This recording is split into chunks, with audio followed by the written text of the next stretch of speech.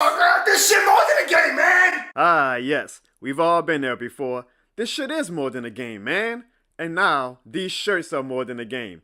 But did you know that this merch wasn't made only for sportswear? No sirree. This shit more than a game is a lifestyle brand. You can wear the shirts for anything, such as going shopping, working out, This shit more than a game! doing chores, setting the mood, Oh, yeah, that's that thing I like. changing a tire,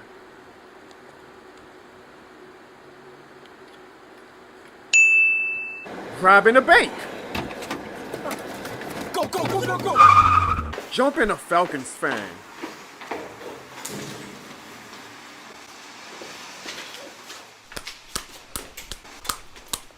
and so much more. So purchase your official This Shit More Than a Game merch today for the low starting point of $28.03 and let the world know this shit more than a game. Warning, please see a doctor if you feel you've gone too far with taking this shit more than a game. This shit more than a game is not associated or licensed with any organization or entity except for Jono Barnes LLC. This shit more than a game is not responsible for any fights caused by the shirts. Jono Barnes LLC does not promote or recommend violence of any kind unless it's at the expense of a Falcons fan.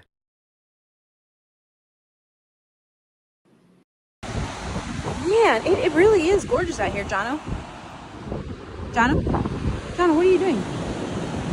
Jono! What are you doing? Look at this, how beautiful it is. Are you serious? Are you serious? I was giving you a compliment. Because you know what? I said he's had a hard week.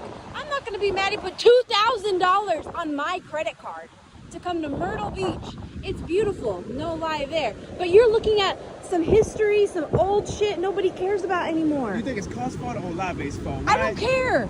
We're in Myrtle Beach. Put the phone away. Let's go to the Ferris wheel. Let's go to the boardwalk. Let's go eat dinner. Look at the ocean. It's beautiful. How can you not be like happy here?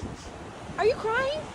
No, man, tell me some I'm sound sick getting of in you my crying eyes. about the Saints. We got a 7-0 schedule with 3 and 4. What are you talking about? You know this shit more than a game. I don't give it anymore. I don't care. Neither should you. You're right. And it is beautiful, huh? It's gorgeous. Let's go. You're right. Go ahead on and beautiful your ass on to the boardwalk or something. I'm done. So, I work in the communication sector for my actual career. On a happier day, hopefully I'm doing this full time, but for my actual 9 to 5, what pays the bills and keeps the roof on top of the house, I work for I'm a communications manager. And one of my portions of the job is sending out press releases for my clients whenever we want coverage or we want some media for the event. And the easiest way to grab the media and whoever's getting the email or press releases attention to let them know essentially what this event is about, right? Because it's you got to grab people's attention in this day and age or they're going to lose track easily. How you do that is you simply give the who, what, when, where, why, the 5 W's, right? It's an old time rule. You give the who, the what, the when, the where, the why. So I've sent a lot of who, what, when, where, why releases in my time to promote events, programs, initiatives, or whatever, so that people can know more about it. So I thought after that train wreck of a game last Thursday night, maybe I should do the 5 W's, the who, the what, the when, the where, the why of the 2023 New Orleans Saints, so I can hopefully figure out more about them. And so as I was deciphering the who, what, when, where, why, I got to the what first. Well, the what is pretty obvious, right? The Saints decided to still go for it and contend. Even without Sean Payton, even without Drew Brees, we decided that we wanted to contend. We did not want to rebuild. Hell, we didn't even want to retool. Mickey Loomis and company decided that they wanted to still contend. So that is the what portion of what we are doing for the 2023, 2022, this current era of the New Orleans Saints. The win is obvious, right? The 2022 and 2023 seasons after Sean Payton and Drew Brees left. That's the win portion of the New Orleans Saints right now. The where, again, obvious. New Orleans, Louisiana, where this shit more than the game. Then we got to the why of the New Orleans Saints right now. So why are we still in this mindset of we are a contender? Well, I deciphered that it's because Mickey Loomis, he saw how porous the NFC South was. Then he went into the locker room. And you go into the locker room and you see players like Demario Davis, Cam Jordan, Marshawn Lattimore, Alvin Kamara, Michael Thomas, Ryan Ramczyk. And, he thought, okay, this is a team that can still contend. And you can't blame him, right? Like, we got some solid, good players on our team. Granted, maybe not as good as they were at their peak, but they're still good, talented players. You look at the NFC South. I mean, I'm sure some of you guys saw the Bucs and Falcons game this week. It's a bad division. I am shocked myself. I thought some team was going to step up this year. It is still a bad division. You kind of get why Mickey Loomis decided to still go for it. So I kind of got it. I kind of get it. I get the why of the current state of the New Orleans Saints. But then I got to the who of the who, what, when, where, why of the New Orleans Saints. And the who is where we messed up at. The who, not we, never take that back. The who is where Mickey Loomis messed up. Because he gave the keys to the who of Dennis Allen and Pete Carmichael. And now, sadly, about Derek Carr. That is the who of the New Orleans Saints right now. And that is what my beef is with. The Pete Carmichaels, the Dennis Allens. Hell, you can say at one time the Jameis Winstons and Andy Daltons. Granted, they did the best of their ability. Jameis dealt with a poor injury, but poor quarterback play is poor quarterback play. And we've been having that since Drew Brees retired. And now, unfortunately, Derek Carr. So I get the why.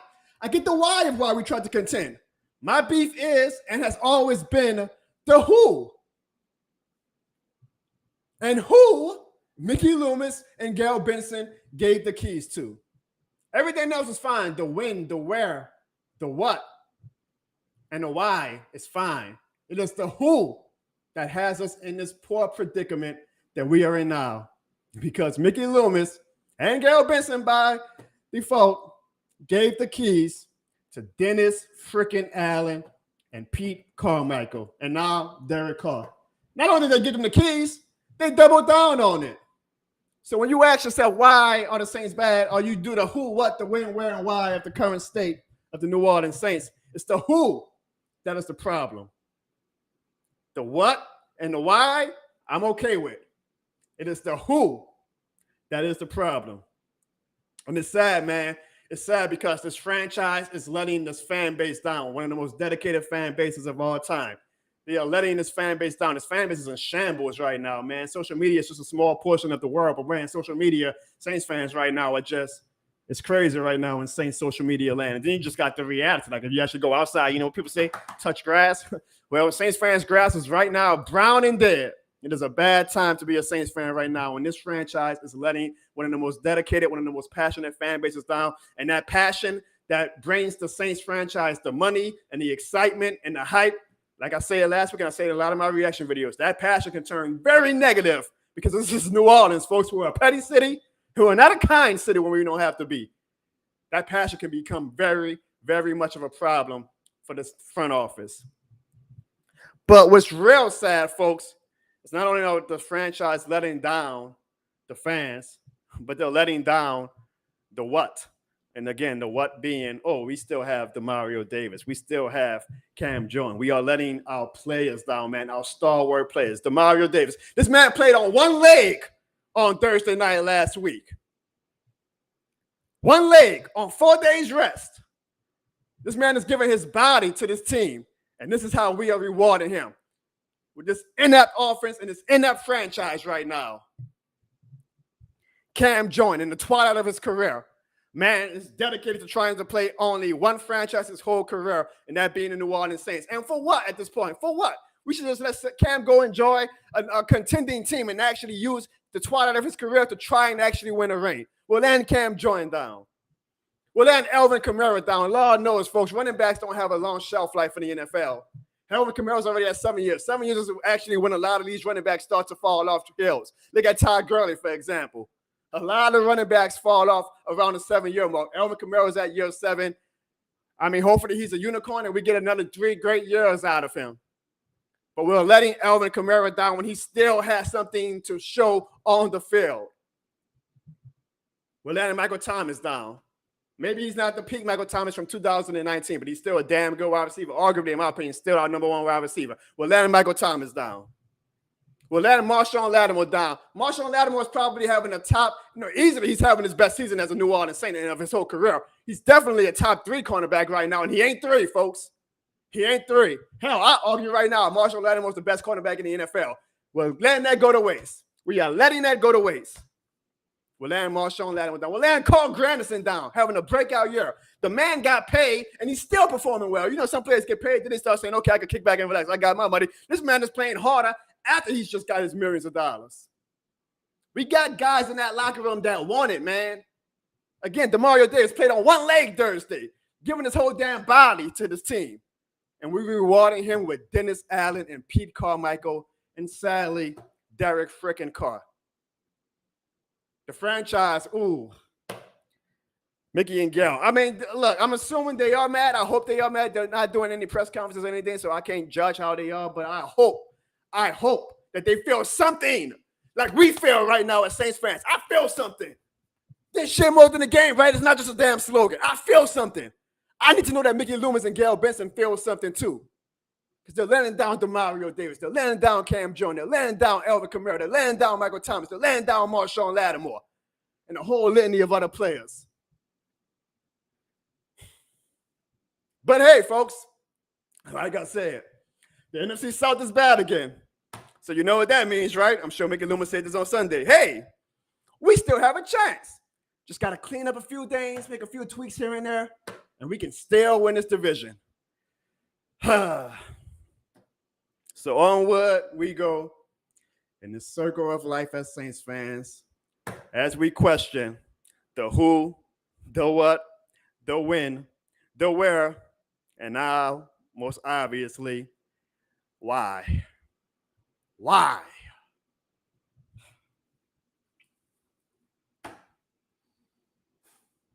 Ladies and gentlemen, welcome to the Jono Rant Show, where this shit more than the stream.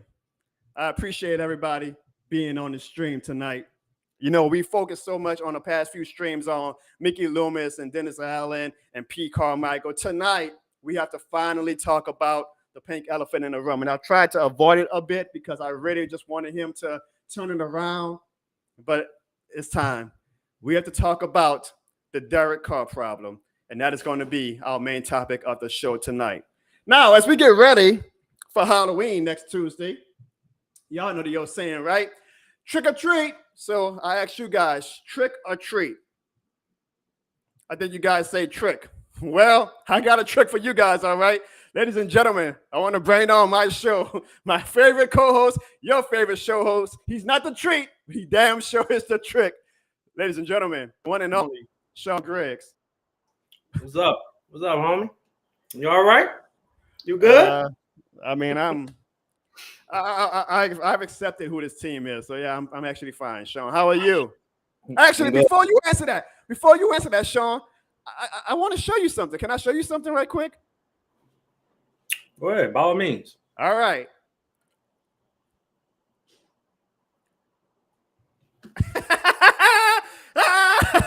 First down. Oh boy, it ain't no fun when the Rabbits got the gun right. Look at that. Man was clearly short of the first down. And guess what? It ain't fun when the Rabbit got the gun right. How does it feel being screwed? Huh? This shit more than the flag, right? This shit more than the flag. How I feel about it? Oh, I ain't done. Look at that. Look what Kenny Pickett is. And look what the first down line is. Oh, that made my Sunday feel better. Ain't no fun when the Rabbits got the gun, right? Well, actually, I feel wonderful. Actually, we got screwed out of the game. And not really. Just move on to Dallas. It's a regular season game. Yeah, it makes sense because, yours wasn't for the NFC goddamn championship and the shot to go to the Super Bowl, right? Yeah, so it's only a Week 7 game for y'all. Yeah, it is. I mean, you move on. You keep going forward. You don't ponder on the past. Ruff's messed up. Okay, we're moving on to Dallas. You're pissing me off already. It is so easy to say that, Sean, when it's a Week 7 game, but it just warmed my heart to see you guys get screwed. And I hope, and I mean this from the bottom of my heart, I hope the Rams get screwed every single week. And I don't want the Rams to ever be good enough again to make it to the NFC Championship game. But I pray that one day if y'all happen to make it to the NFC Championship game again, y'all get screwed and bent over worse than the Saints got screwed in 2019. Well, you know what I got to say about that, buddy? I mean, at least we do have another Super Bowl underneath our belt. Maybe y'all should try to follow the formula that we did. Get rid of them damn draft picks and go all in. I've been telling you this for years. But it is what it is, bro. It's a new life. It's a new week. I ain't worrying about it. It is what it is. I mean, that was a great play, huh? Yeah, it was. The heart and dedication of Kenny Pickett to go ahead and get that first down. Look at that. Look at that. Right. Look at that. Oh, man. But you know what's going to be sweeter, though? What's going to be sweeter, Sean? What's going to be sweeter? When we meet y'all at the end of the year. And I hope y'all are in some type of playoff contention. Or we might be because NFC South sucks again. So we might just be. It don't matter. Y'all, the way that division looks, y'all might have to depend on us again. Y'all might have to beat us or something worse. Y'all going to need the Rams to beat somebody. And you know how that's going to go. You know what happened last time y'all depended on us, right? Should I continue? No, we're going to get into the actual topic of the show today.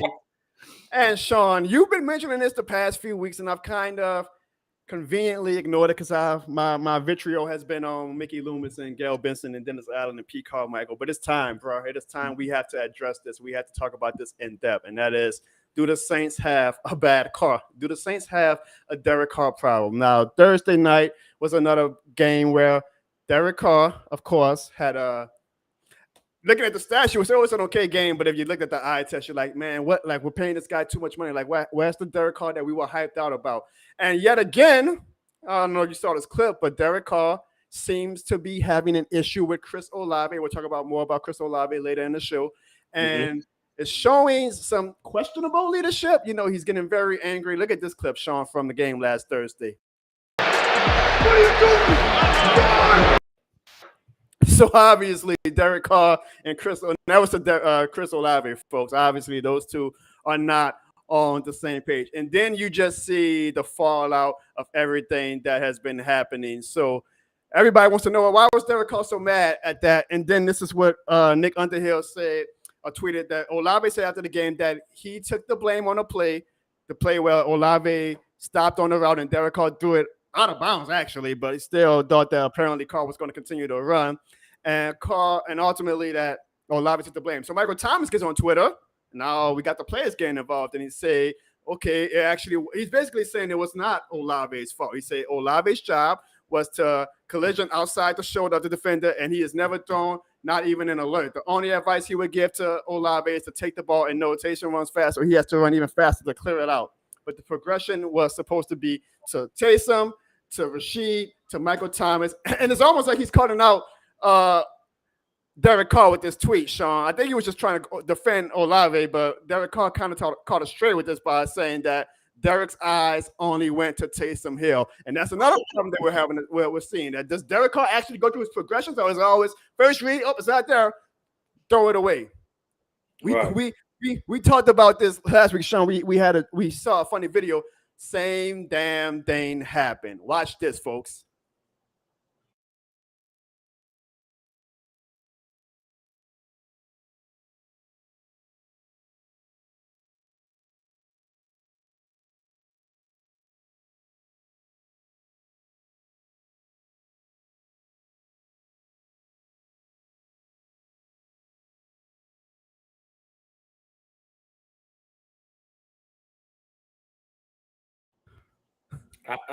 No, I know it's Halloween.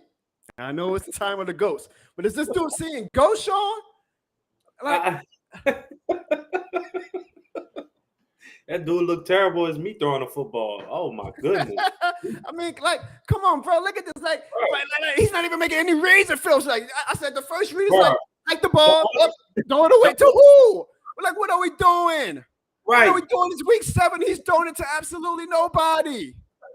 The only thing I could tell you, bro, and I can't even defend look at this, Sean. Like, look at this. Who is he throwing it to? Hut. Got the ball up. Alvin Kamara isn't open. Like, come on, go through Well, the reads. Why is he look. throwing it to nobody?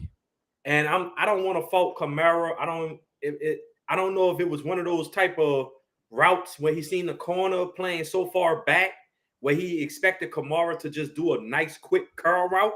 But I don't know. It was a lot of miscommunication on that route running, bro. I don't know. We got a super chat, Jono. Already, that's awesome, man. Shout out to Carl Marks. I appreciate that, man. Carl says that Mickey Loomis is a bad general manager. He looks at players as investments, not assets. He should have traded out aging talent while they had value and drafted a quarterback. We're a zombie franchise. I guess we're going with the Halloween theme this week. We're a zombie franchise that does not know that it's dead. I actually agree. I do think that we are a bit of a zombie franchise that Mickey Loomis cannot accept that this team just ain't it. The problem is the NFC South continues to be bad that you're like, oh, well, you know what? If we win Sunday and then the Falcons are whatever losing, we still got to play the Falcons twice and we get the Bucs one more time. We still can make the playoffs at 8 or 9 wins, but that is just still a failure to accept how bad long-term this franchise is set up for right now. What do you say to that, Sean? I just feel like y'all have to try to get some out this team as far as like trade value. I do agree with that. Like, I think he has to try to find some way to get younger talent and try to, I don't know, bro, because like you said, Marshawn Lattimore, Mario Davis, Cam Jordan, even though he lost a step, he's still a valuable asset where you can try to trade, do something, bro, to get this franchise back on track, bro. And it goes back to my opening rant. It's the who, what, when, where of the Saints. I agree with the what. I agree with the when. I agree with the where. I agree with the why. It's the who. Mickey Loomis. You, for whatever reason, have a hard on for Dennis Allen and Pete Carmichael and think that the continuity, their potential can lead this team, but it's not working. We saw that last year. You should have took your L last year. It's almost like when the Pelicans hired Stan Van Gundy. They say after a year, you know what? There ain't no purpose in trying to kick the can down the road. We know this isn't working. We're going to hire somebody else. Voila, we made the playoffs, right? Right. Why couldn't we do that this year? Like, I guarantee you a solid head coach would have had the Saints with a winning record right now. But no, we decided to double down on Dennis Allen and Pete Carmichael. And I always will give Dennis Allen his flowers that he knows how to coach a goddamn defense. Absolutely. But that doesn't mean crap when you cannot be the leader of men. And you're a head coach now, Dennis. You are not a defensive coordinator. There's a whole lot of more responsibility that comes with that. So, yes, congratulations. You are a hell of a defensive mind. Our defense is great yet again. I will miss when he's gone that our defense probably is going to have to take a step back. But if it is the sacrifice to make for a competent offense, for a competent head coach who has his men in line, I'll take it. But that falls on Mickey Loomis. And Carl Marks, you are absolutely right. We appreciate the super chat, my man.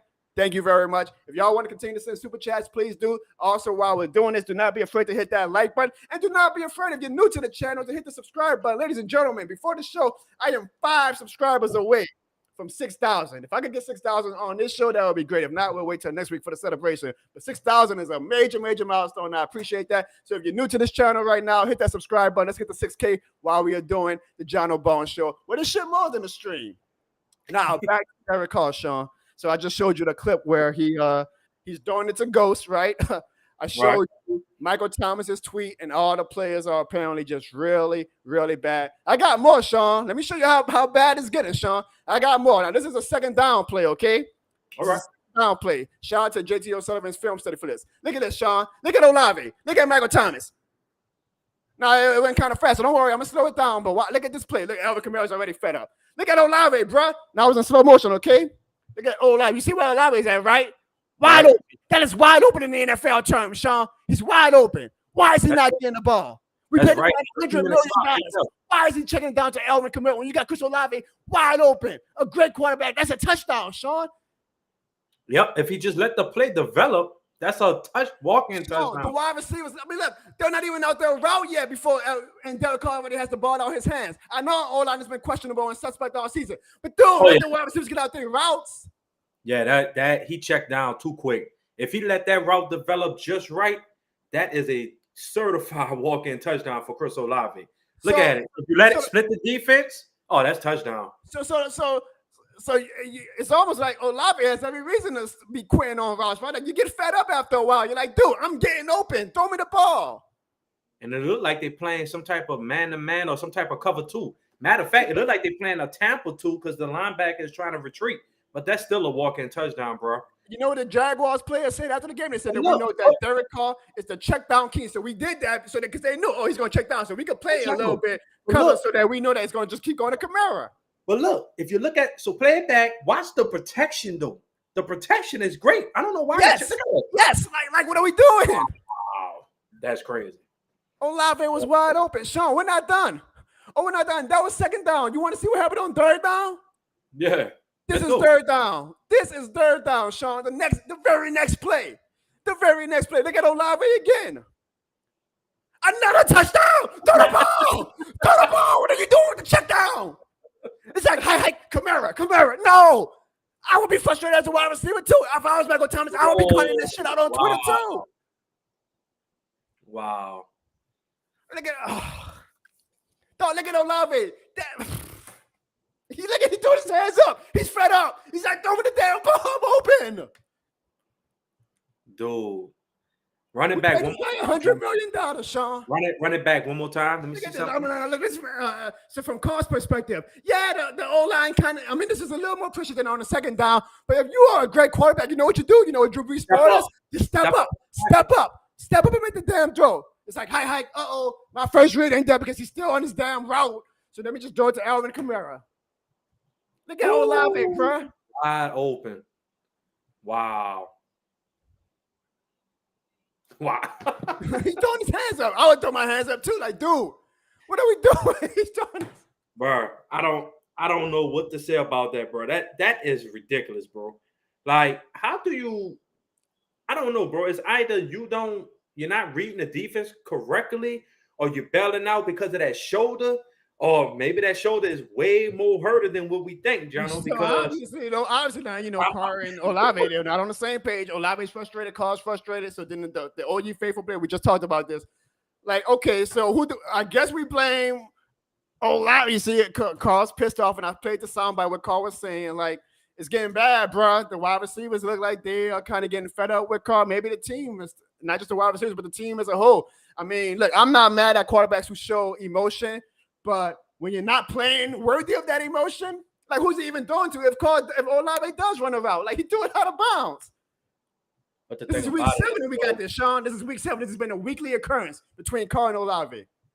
It has. And like I said, bro, you said it the best. Receivers, how many times are receivers going to keep running down the field full speed, giving it their all to get open? That's 2 examples right there. He didn't got open. Wide open. We ain't talking about no just semi-open. We're talking about part the Red Sea open, and you just automatically check off. Like, something is wrong with his shoulder, and that's why I say, Jono, like, I know Winston is not the popular pick, but at least Winston ain't afraid to bomb it, bro. Like, it don't matter. yeah. Winston is checking this play. Winston is throwing that motherfucker. Right, that's what I'm saying. Like, why not put him in the game? You can't get something's wrong with Carr, bro. Like, his transmission is going bad. He need a tune-up, something, an oil change. I don't know what it needs done, but somebody in the Saints organization, and it might just take the players like Alvin Kamara or Demario Davis, even though you don't want to belittle your quarterback who's supposed to be the leader, but damn, the defense is holding their own, and what they getting out of it? This what they getting? That's where their hard work is going? Come on, man. You got to do better, bro. And now you can't blame Pete Carmichael, at least for this week, because to me, it seemed like he called a pretty good game. But if the play caller is calling the right plays for his playmakers and the quarterback still can't get it, look at that. Look at that. Throw your hands up, huh? The dude could have did a backflip and gritty to the end zone. Look at that, bro. Are you serious? So Sean, the question is, do the Saints have a bad call? I feel like right now the obvious answer is yes, right? Yes. And again, I want Carr to be good, man. I like the guy, but right now we have not seen a return in our investment 7 weeks into the season. What we have seen a return on investment is the greatest moderated producer extraordinaire of all time. If Sean is the trick of Halloween, Ziggy, you are the treat. Welcome, Ziggy. So Ziggy, how y'all doing? Can y'all hear me? Oh yeah, we hear you great, Ziggy. Ziggy, I just showed Sean this clip. We're talking about Derek Carr because we've kind of sent all of our vitriol to Mickey Loomis and Pete Carmichael and Dennis Allen that we've casually ignored Derek Carr's poor play, but it's starting to get real bad. And Ziggy, let me show you this clip of Derek Carr going at Chris Olave. What are you doing? Now, your quarterback's playing that bad and he's coming at you that way. After you just saw the clip, Ziggy, where he missed you early in the game twice for touchdowns, how are you feeling as a wide receiver?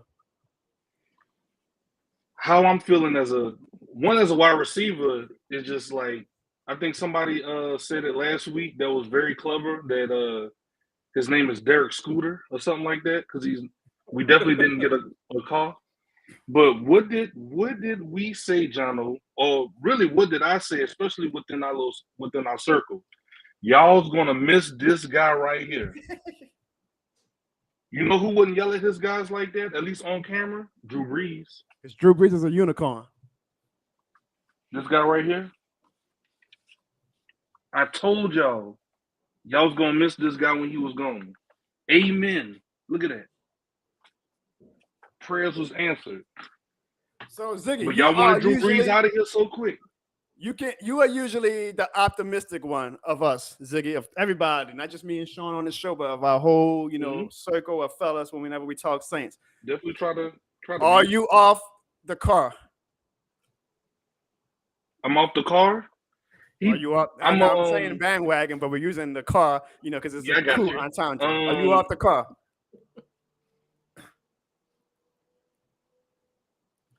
Yes. Damn. Oh, wow. So do either of you have any faith that this can be fixed?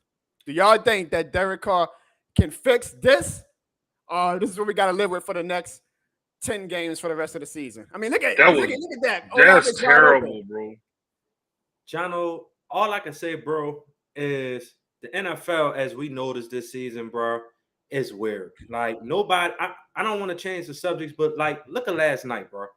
Like, look at Kirk Cousins. I'm just saying, like, everybody picked 49ers to beat them down last night, and everybody kind of counted the Vikings out because of Justin Jefferson out, right?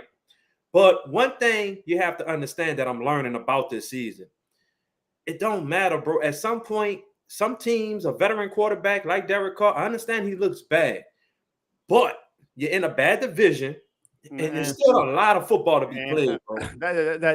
That's in my opinion. That's like excuse you. You know who threw that ball? Ziggy, that was third down. This was the play before that play. Again, look at Olave. Wide open. That's wide open in NFL terms. Yeah, you know who? Check down. Y'all know who would have threw that ball, though, right? You know who would have thrown that ball? Jameis Winston. Jameis would have let that thing fly. And like Sean said, look at the pocket. Ziggy said it's a good pocket by NFL. Our O-line for sure. It's a good pocket. Why are you going instantly to up? Check down. It's like look at Olave. He let that his first read up. That's not ready because they're not even out their routes. Look, Olave's not even out his route. Thomas is not even out his route. And the ball's already in the air to Kamara. Like, what are we doing?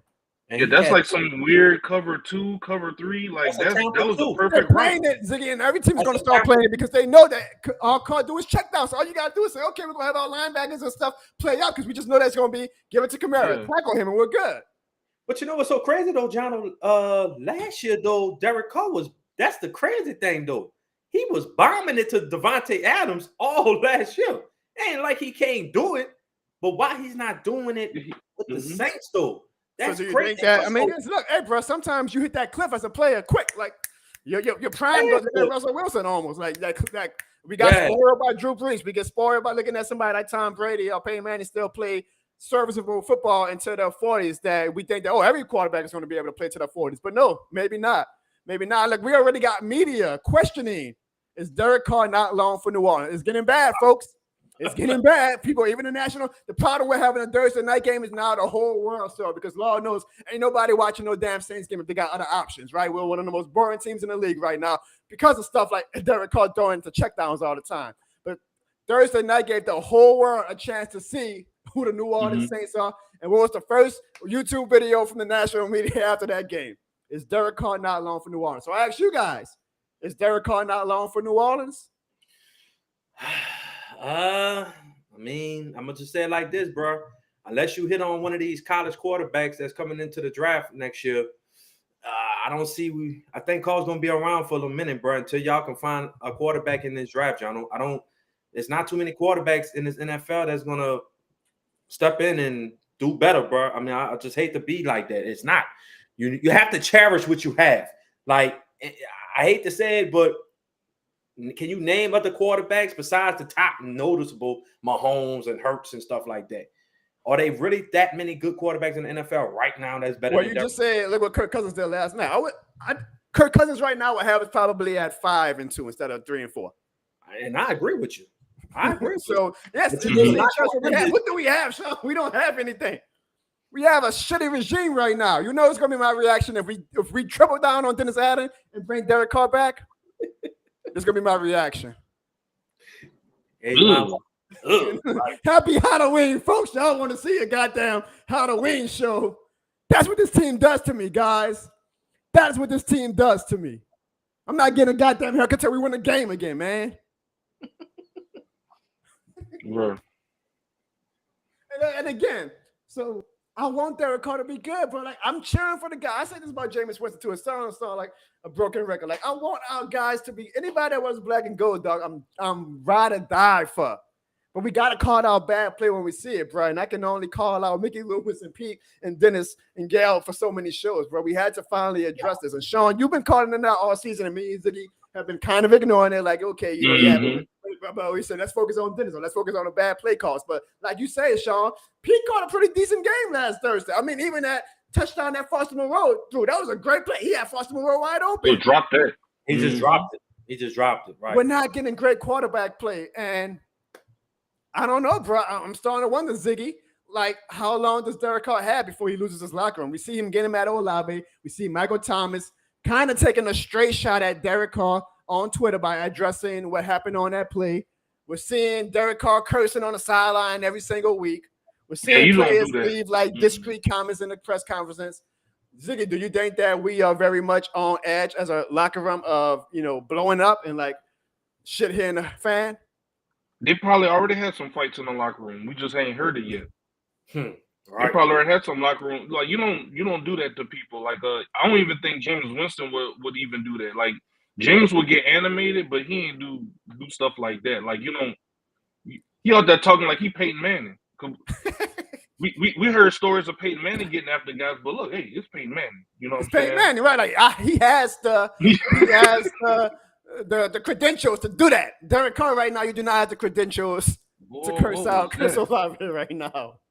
But my thing is, Chris Olave. Well, where is he throwing the ball at though? Like even though he was he throwing it away? Was that like a throw? Who was he throwing the ball to? I don't know, but I know one thing. This is week 7, and this is what we're dealing with. This is week 7. It's the same look shit. at his shirt. Look, his shirt's not tucked in. Look, that's already checked. See, Derek Carr blaming Chris Olave, but Chris Olave probably thought the play wasn't even intended for him, though. He probably was like, well, I'll say this: even if the play isn't intended for you, still got to run that damn route because you just never know, right? But Olave is probably like, I know that if Carr doesn't see his first read, that he's not going to throw it to me. So why the hell would I go full effort on these routes if I know that Derek Carr is just going to throw it away the second that he see that his first read isn't there? But is Derek Carr even going through the reads? Because again, look at this, Ziggy. Who's he throwing it to, though? He's not even going through a read on that play. He's not even going through a progression. It says, hike the ball. And then he's got time. That the O-line didn't even get beat on that play. That was a clean pocket. Look, 51 was looking for somebody to block. Play. We're paying $100 million for bottom 5 quarterback play. And look, Zig, I was telling Jono, like, all right, so go back again, Jono. I'm just trying to, I'm not giving him an excuse. Go back. Hold on. If you don't mind. Yeah, no, go ahead. So if you see how far the cornerback, I'm assuming, this is like I said, I'm assuming, not from that angle, I can't see it. But how far the cornerback was playing off, he probably was expecting Kamara to do some type of quick curl route or something. That week 7. It's week 7. It is. What was I expecting? I don't look how far the cornerback playing. Cut it down, bam. That's what I'm assuming. But he's seeing ghosts. I don't know Pac-Man ghosts or what. But he's seeing some type of ghost out there. Look at this, Jono. Jono, what do you think about this one? Slim John says some of the players aren't going 100%, so he blaming the players. What do you think about that? I in the think chat. I said this last week. It's a snowball, like a lot of negative things happening. We don't have a boulder to break that snowball, so everything just continues to pile Right. on and pile on. Every week, that snowball gets bigger and bigger because this is Right. going wrong, this is going wrong. So it affects every component of the team: bad kicking, bad special teams, bad punting, bad coaching, bad offensive play calls, Jono, that's a bad good one. quarterback play. Bad kicking. Nobody talking about that, Jono. Them kickers. I mean, look, group. I think we've given group. I mean, like, I don't know if I want to dedicate a show to. I'm not saying like he's the full problem, but he ain't innocent either. It is bad, and I mean, look, as a fan, I'm going to be cheering for Derek Carr to turn the car, fix the engine, get an oil change, whatever car innuendo you can think of. I want him to fix this bad car, but I can only go by what my eyes see. And going through 7 weeks, if I wasn't a Saints fan, I'd be like, dude, Derek Carr is washed. Like, it's a wrap. Like, his career done. Like, he hit the wall. It happens to every quarterback at some point. Some faster than the others. I would be like, Saints fans, y'all bought a bad car. Y'all should have read the Carfax. Hey, Not the Carfax. hey. Not read the Carfax. All right, Jono. I see you. Jono in his bag today. So I want to get to some comments. And again, I want to give a shout out to Carl, Marky Mark, Ziggy. I don't know yourself, but he left us a super chat. And again, Carl, we thank you for the love. If anybody else wants to leave a super chat, hey, we like it. We love money. Trick or treat. Give us that treat. But also do not be afraid to hit the like and subscribe button. Ziggy, I am 5 followers away from 6,000. Bro, that's a hell of an accomplishment. I'm man. hoping like, I can get that before the show is over. If we get some people who aren't subscribers already joining the show today, but hopefully, if not today, we will get that by next week, and we can have a 6,000 people. Actually, you know what? rock Hold on, folks. I'm trying to look at my other computer to see if I think what I see is correct, guys. It might be time to have a quick time out and throw a party because, folks, I think let me see. We had 6,000. Damn, we got 6,002. So shout out to everybody, man. Wow, that's awesome. 6,000 people want to watch Jono Barnes. Drew Brees approves. I'm about to get emotional, guys. That's awesome. Hey, and look, my dream one day, Ziggy, you know the YouTube plaques they give out. The first one you got to give 100,000, right? The little silver plaque. I would love that one day. That's my dream, but I told myself early on to appreciate every milestone that comes in that chase. So I don't know if I ever will get 100,000 subscribers. Shit, it might be 20 years from now. We gonna just chill out, bro. You gonna get it, bro. It just. All right, yeah. So manifesting, right? That's what we're doing. Some people don't even get to 1,000, bro. Some people don't even get to 500. I'm not Some trying people to sound quit. grateful. I mean, it's just in my blood. Like I always want more. I mean, I think our show has been doing great right now. We got 40 plus people in the. Some people just got that dog in them, bro. And I appreciate every single one of you. I see everybody in the chat. I need y'all to fire off in the comments. Fire off in the comments for Jono, man. Let's go. No. Ziggy, tell him, leave me in this shit more than the game. I did sound more than the game. Be creative, but I needed this. Yeah, Dana. Congrats. Thank you, guys. Thank you, guys. I want to give you two y'all flowers. Ziggy and Sean, honestly, from the bottom of my heart, thank you guys for helping me on this journey. Sean, I can't say enough about what you've done for me. I know you're the bad guy on this show, but every time I call this man, folks, I know Sean even had some people saying in the comments they don't watch the show because of Sean, and I get it. He's a Rams fan. I don't want to hear Sean sometimes too, but every time I call this man and I say, Sean, I need your help for a skit, he's always at my door saying, what's up? What we doing?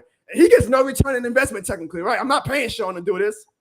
And Sean is always at my door saying, I'm here to help my best friend out. I believe in what you're building, Jono. Sean, from the bottom of my heart, thank you. Ziggy, you give me the streaming platform, right? If I didn't have you, I'll be on one of them cheap-ass little platforms with a watermark takes up half the screen.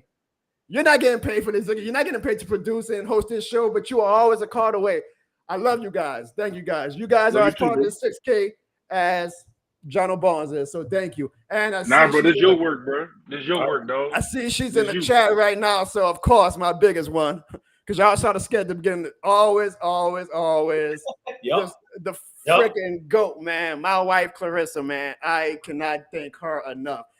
I've said this story many times. I never formally sat down and say, "Hey, wife, would you like to be in my sketch or play this portion of a character or whatever for my stuff?" I just kind of do it, gave her the phone one day and say, "Hey, come do the skit with me." And she did it. It took off. I said, "Oh, we got something going with this." And I never actually formally asked her to keep it going or whatnot. I just say, every week. Hey, now let's do this, let's do that. She never complains. Lord knows she doesn't want to be a public figure. She doesn't want to be a content creator, but Too late.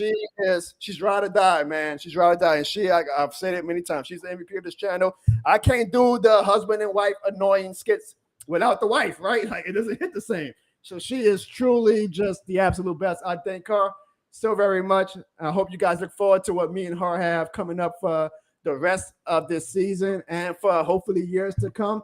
And last but not least, of course, I want to thank each and every one of the fans, man. I want to thank St. John. I want to thank Kendrick. I want to thank my girl, Cheryl. I love you, Cheryl. Cheryl was the first person to buy this shit more than the game shirt. I want to thank Sandra. I want to thank my dude, Jacob at Pell's Press. I want to thank Coleman. I want to thank the Traders Playbook. I want to thank Carl, Marky Marks. I want to thank the Saints Production Football Network. I can go on and on. Mikey, Jerry, all of you guys, man. I'll start naming names. T30. T30 got some funny voicemails coming up, folks. Stay around for that. All of you guys, man. I don't want to go through every name because now I'm going to start forgetting people. Dana, but I already started something. I got to go through Dana, it. yeah, you're going to leave somebody else. You're going to get mad. Sergeant Keen, even the haters who hate watch this show or hate watch my content. Thank you guys, because if you ain't got haters, you ain't popping. And now we got 50 people in the chat because everybody must have got the news that we had 6K, man. Come on now. I'm happy. I'm excited. I love each and every one of you guys. Shout out to my mom and dad. Shout out to my family, my brother Juan, my sister Janae, to Evan, the most annoying Cowboys fan of all time, to all the cousins, to TBS. Man, rest in peace to my dog, Dwayne. I know you're looking down smiling at us right now, folks. I know you're looking down smiling on us right now. I love each and every one of you guys. I mean, this is crazy, right? To the untrained eye, somebody go say, what the hell is he so excited about 6,000 subscribers? That ain't 10,000. It ain't 20,000. I don't give a damn, man. We built this shit out the mud. No connections. I didn't call all the Pelicans players that I know and say, hey, man, can y'all give me a lift? I got out the fucking mud. But I got out the mud with help from Ziggy, from Sean, from my wife Clarissa, from my family, from my parents, and from each and every one of you guys watching this show every single week, watching my skits. I love you guys. This shit more than a game. Talk your talk, Jono. That boy cooking. Talk your talk, Jono. Cut up. Nah, go ahead, dog. Talk your talk. Cut it up. Hey, look, y'all, this is the first comment my brother ever left on the show. He basically told me to shut the hell up. Wow. Brotherly love right there. Look at his logo. He got a logo similar to Jono's. Hey, it runs in the family, huh, Ziggy? And I'm hoping to have my family. I think he was trying to give me some emojis. Sergeant King. Shout out to Sergeant King. If y'all on the chat, y'all see them. Hey, man. Honestly, thank you guys. And I hope you guys show Sean and Ziggy and my wife Clarissa and the whole crew some love too. Because again, yeah, I got out the mud, but you don't get out the mud without help from your friends and family shoveling with you out the way. So I think we're building something special here, guys, and I appreciate it. I mean, look at this, y'all. Every week we do better numbers on the Jono Barnes show where the shit more than the stream. One day we might have 1,000, we might have 5,000 people in the stream, and it's just going to be a great thing. And everybody who's in this chat right now, you guys are the foundation of what we are building. So from Ziggy, from Sean, and from me, and from my wife, we thank you all from the bottom of my heart, and definitely from my family as well. I won't be surprised if they're in the group chat making fun of us right now, guys, but thank you guys. All right. My brother was right. Too much. And yes, like Cheryl said, my dog Shady, because it's all started with my dog Shady. So, Shady. Shady was my first video, actually. So, all right. So let's get back to the actual show. Enough of the love fest. But 6K during the show. That's awesome. That's what I was hoping for. So I appreciate you guys. Ain't nothing wrong with a love fest, bro, because the world needs a little bit more love, bro. With all the things going around, bro, it ain't nothing wrong with giving your family, your friends, your community their flowers while they could still smell them. Well, ain't nothing wrong with that, bro.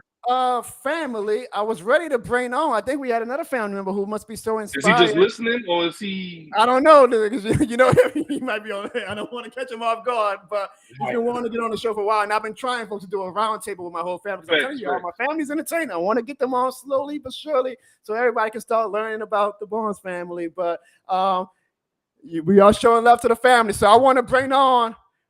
Y'all, if y'all love Evan, y'all are really gonna love his big brother. Ladies and gentlemen, my cousin, my big bro, KJ. What up, Kev? What up, man? I just want to stop by, bro. Say congrats on the 6,000. Big ups, man. Big ups. I'm proud of you, dog. Because, man, thanks. What can we do, bro? What can we do? Carr, what can we do? Well, while we have you, we'll ask you the same question that we asking everybody in the chat, and we asked Sean and Ziggy. Dog. What do you think that Derek Carr is the main problem? Oh, hell yeah. But he's throwing it to Christmas past, bro. I said that in the chat. He's throwing it to whatever girlfriend is stalking this man. He is just losing it right now. Trust me, I know. I've been there. You know, I've been there. How many of those wine glasses behind you has Derek Carr forced you to drink so far this season? I feel like that wine glass is for every time Derek Carr throws a bad pass. Every last one. Hey, this is a new set. I've been breaking this. Hey, come on. They do it to you, bro. They do it. They do it to you for sure. Man, hold up the podcast, bro. I just wanted to say congrats, man. Y'all can catch me next week on our round table. Ooh, I don't know if I was supposed to say it or not. Hopefully. No. I mentioned it. I mentioned it. Bet. I'll be more in tune. Hey, look, I got stats. Chris Olave be open like 35% of the time. Don't understand the ball. He ready, folks. He can't grab. Sean, you can learn from him. He might take your spot as the co-host. That man coming with some data, unlike you. Them all the same suck. I like that, Kevin. Put that heat on Sean, Kevin. He's 24/7. 24/7. 7-11. Just like Traquan was, huh? Oh. Hey, so where is he though? Go on a demo practice squad or something. Hey man, shout out to my dog Kevin. Yes, Kevin will be on a future episode. I think we're gonna aim for next week, but I know it's Halloween, so we might have to wait to schedule a little bit. But Kevin, any final thoughts besides on Carr or Olave or just anything? Blow the whole franchise up. Get rid of Loomis. Get rid of Benton. Damn. Rest in heaven. He's all of them. Get rid of everybody. Man said Benson. Man. Hey man, shout out to Kevin. Hey Kev, before you go, I gotta get this shit more than the game from you. Hey man, this shit more than a game. Damn. And this shit more than a podcast. There you go. Hey. Appreciate you, Kev. Appreciate you, brother. So that was Evan's brother Kev. I'm sure y'all all can see the resemblance in all of my family. And again, I'm gonna do a round table. And if y'all think I'm entertaining, y'all think Ziggy, wait till we get everybody on this round table. It's gonna be interesting, right, Sean? Well, yeah, a lot of mixed opinions. That's all I can see. Well, I appreciate it. Carr was actually supposed to be on this show today, but I just got caught up during my vacation. Obviously, y'all saw the opening skit. I was too busy pondering was it Derek Carr or Olave's fault. I didn't get enough time to actually make a formal roundtable the way I really want to. So hopefully next week we can do it. I'll look at the schedule. We'll talk offline. I know it's Halloween next week, so I want to be respectful of everybody's time with their families, but we'll make something happen. I see everybody in the chat laughing at Kevin's cameo. So apparently, like I said, and I told you guys all the time, I say, y'all, we could actually build something as a team if y'all wasn't so damn lazy. I'm talking to you, Sean and Ziggy. Well, you ain't talking to me. Now hold up. How you go from saying every time I want Sean to do a skit, he's down to he's lazy. How the hell you do that? Zig, come on now. We ain't lazy. That's a shout out to his family. I just got off work. No, because y'all family too. Don't get it twisted. Y'all family too. All right. Let's drive the car back to the show. Another car innuendo. Let's drive the car back to the show. I was going to talk about if the Saints still had a shot to bat NFC South, but we can talk about that during the week 8 preview because I want to get to everybody's favorite portion of the show. It's time, folks, for the voicemails. And Lord knows after every single week, the voicemails get more and more, and they get more passionate and more passionate. So are you guys ready for the voicemails? Yeah, I think I was looking forward to it this week. I'm pretty sure. Sean excited for them voicemails. St. John too. St. John, y'all check out my dog St. John's channel. He says the Barnes family get together's got to be wild as hell. Facts. Sean and Ziggy can tell you now. Because Sean and Ziggy, y'all technically y'all not Barneses, but I mean y'all, we welcome y'all to the circle, and one that's like we told y'all can't escape. Once you're in the circle, you're stuck in it. But I remember y'all first time hanging out with the Barnes family, and Sean could tell you he was like, okay, this is gonna be. I was just like, just looking around like, huh? Right. St. John also said, I'm calling out my teammates like Connor. You see y'all, Derek Carr rubbing off on me too. So all right, y'all definitely not lazy, folks. I'm just showing this again. I'm just caught up in the moment. This is Jono. Sandra says, do we think that Juwan Johnson coming back will make a difference? Not really, because Derek Carr doesn't throw to anybody. If it ain't Kamara, he ain't throwing to anybody at this point. Right. You better want to throw it to Jimmy Graham in the end zone. So all right, well, we'll get to that later. But why was it Foster Moreau and not Jimmy Graham at that portion? Like, why are we paying Jimmy Graham for? We're not actually using this guy. I mean, did we bring him back to block? What the hell, man? Great question. If y'all think I'm passionate, wait until you guys hear from the voicemails we got this week. Are you guys ready? Let's go. Let's get to them. And guess what, guys? Because you guys got me to 6K, I actually have the voicemails available where you guys can actually see me, Ziggy, and Sean's live reaction to it. And I'm not playing it from my phone anymore. You see, every week we get better and better because of the super chats, because of the new subscribers, because of all the engagement. So you guys keep doing that. Keep hitting the like button, keep subscribing. The show gets better and better every week. Let us get to the voicemails, folks. Fuck, it's the whole organization. Miss Benson, she don't do Mickey Loomis, Dennis Allen, E. Carmichael. She don't do them shit. She just gave them the keys to the fucking kingdom, open, but they trust in them, thinking they can take care of business. Man, look, bro. P. Carmichael didn't even want to be there, bro. So if he didn't want to be there, why the fuck do y'all have him calling plays? Why y'all got him calling plays if he don't want to be there? I don't get it. Dennis Allen, he always coming for Pete. So what the fuck they got going on? Trying to shine up and go with this little bullshit they got going on, man. Come on, man. Hey, bro, I love my team too much. I talk shit about my team too much. Be taking L's, man. But I see what we have to do. We got to stop buying tickets. That's the only way that Dale Benson or Mickey Loomis go tell Dennis or however they going to go to make a change, man. That's the only way. Wow. If the fans stop buying tickets and going to the game, then we go see change. But that's a shame. We got to we got to do that to see change, you feel me? Fucked up, bro. That's my team, dog. But I see the problem. Everybody see the problem. The only one don't see the problem, the motherfuckers in the building, or they act like they don't see the problem. Come on, man. You got loyal fans out there, dog. They got to get it together, man. What do y'all think about that voicemail? He was straight to the point, but he made it vivid. He made it vivid. We got to stop buying tickets. Well, I said stop that buying after the Texans game. Ziggy, as a Saints fan, don't you agree that if we hit them where it hurts, which is their pockets, that's when they really gonna hear us, right? I mean, we could rant and rave all we want. But if we're giving them our money, they're gonna be like, we don't give a shit. Y'all still paying. We're getting y'all money. But if we stop giving them our money, that's when they're gonna really find out this shit more than the game, right? You got to be careful with that though, because they can say, "Oh, y'all don't want to buy tickets? We're gonna go to Seattle. We're gonna go to." No. I hate that, bro. I hate this. So it's this relocation cloud over the city of New Orleans. That's what I'm just saying. The Pelicans, I can kind of see, but the Saints are an institution to the city. I think Sean would even say that. Like, there's no way the Saints should ever even attempt to think about moving. I don't even think Roger Goodell, as low as he is, would even entertain the idea of the Saints moving. Yeah, I don't think so either. I don't think that. But y'all talking about not putting money in the turnstiles and not coming to the games. They could be like, okay. I think as loyal as the Saints fans is, they're not gonna. I don't care how bad. No, nobody gonna do that. I get what he's saying. Go to the games, bro, because it's just something like it's the Saints. It's what better things you're gonna do on a Sunday besides the second line, but to go to a Saints game where you're gonna party, like that's a party you're going to. Well, I can think of a lot of better things right now. Dennis Allen, as our coach, think we'll go to a Saints game on Sunday. But I hear what you're saying, Sean. I hear what you're saying. Bro. I'm just saying. All right, let's get to the next voicemails, folks. Sean, from your favorite person to start off, you know who I'm talking about. Hey, John. This is Mikey. Just calling to know how the Saints. We sucked. I want Foster Moreau gone. This dude can't hang on to nothing. I want Blake Groupie gone. That man can't kick nothing. I want Derek Carr gone. That man can't throw nothing. And I'm out.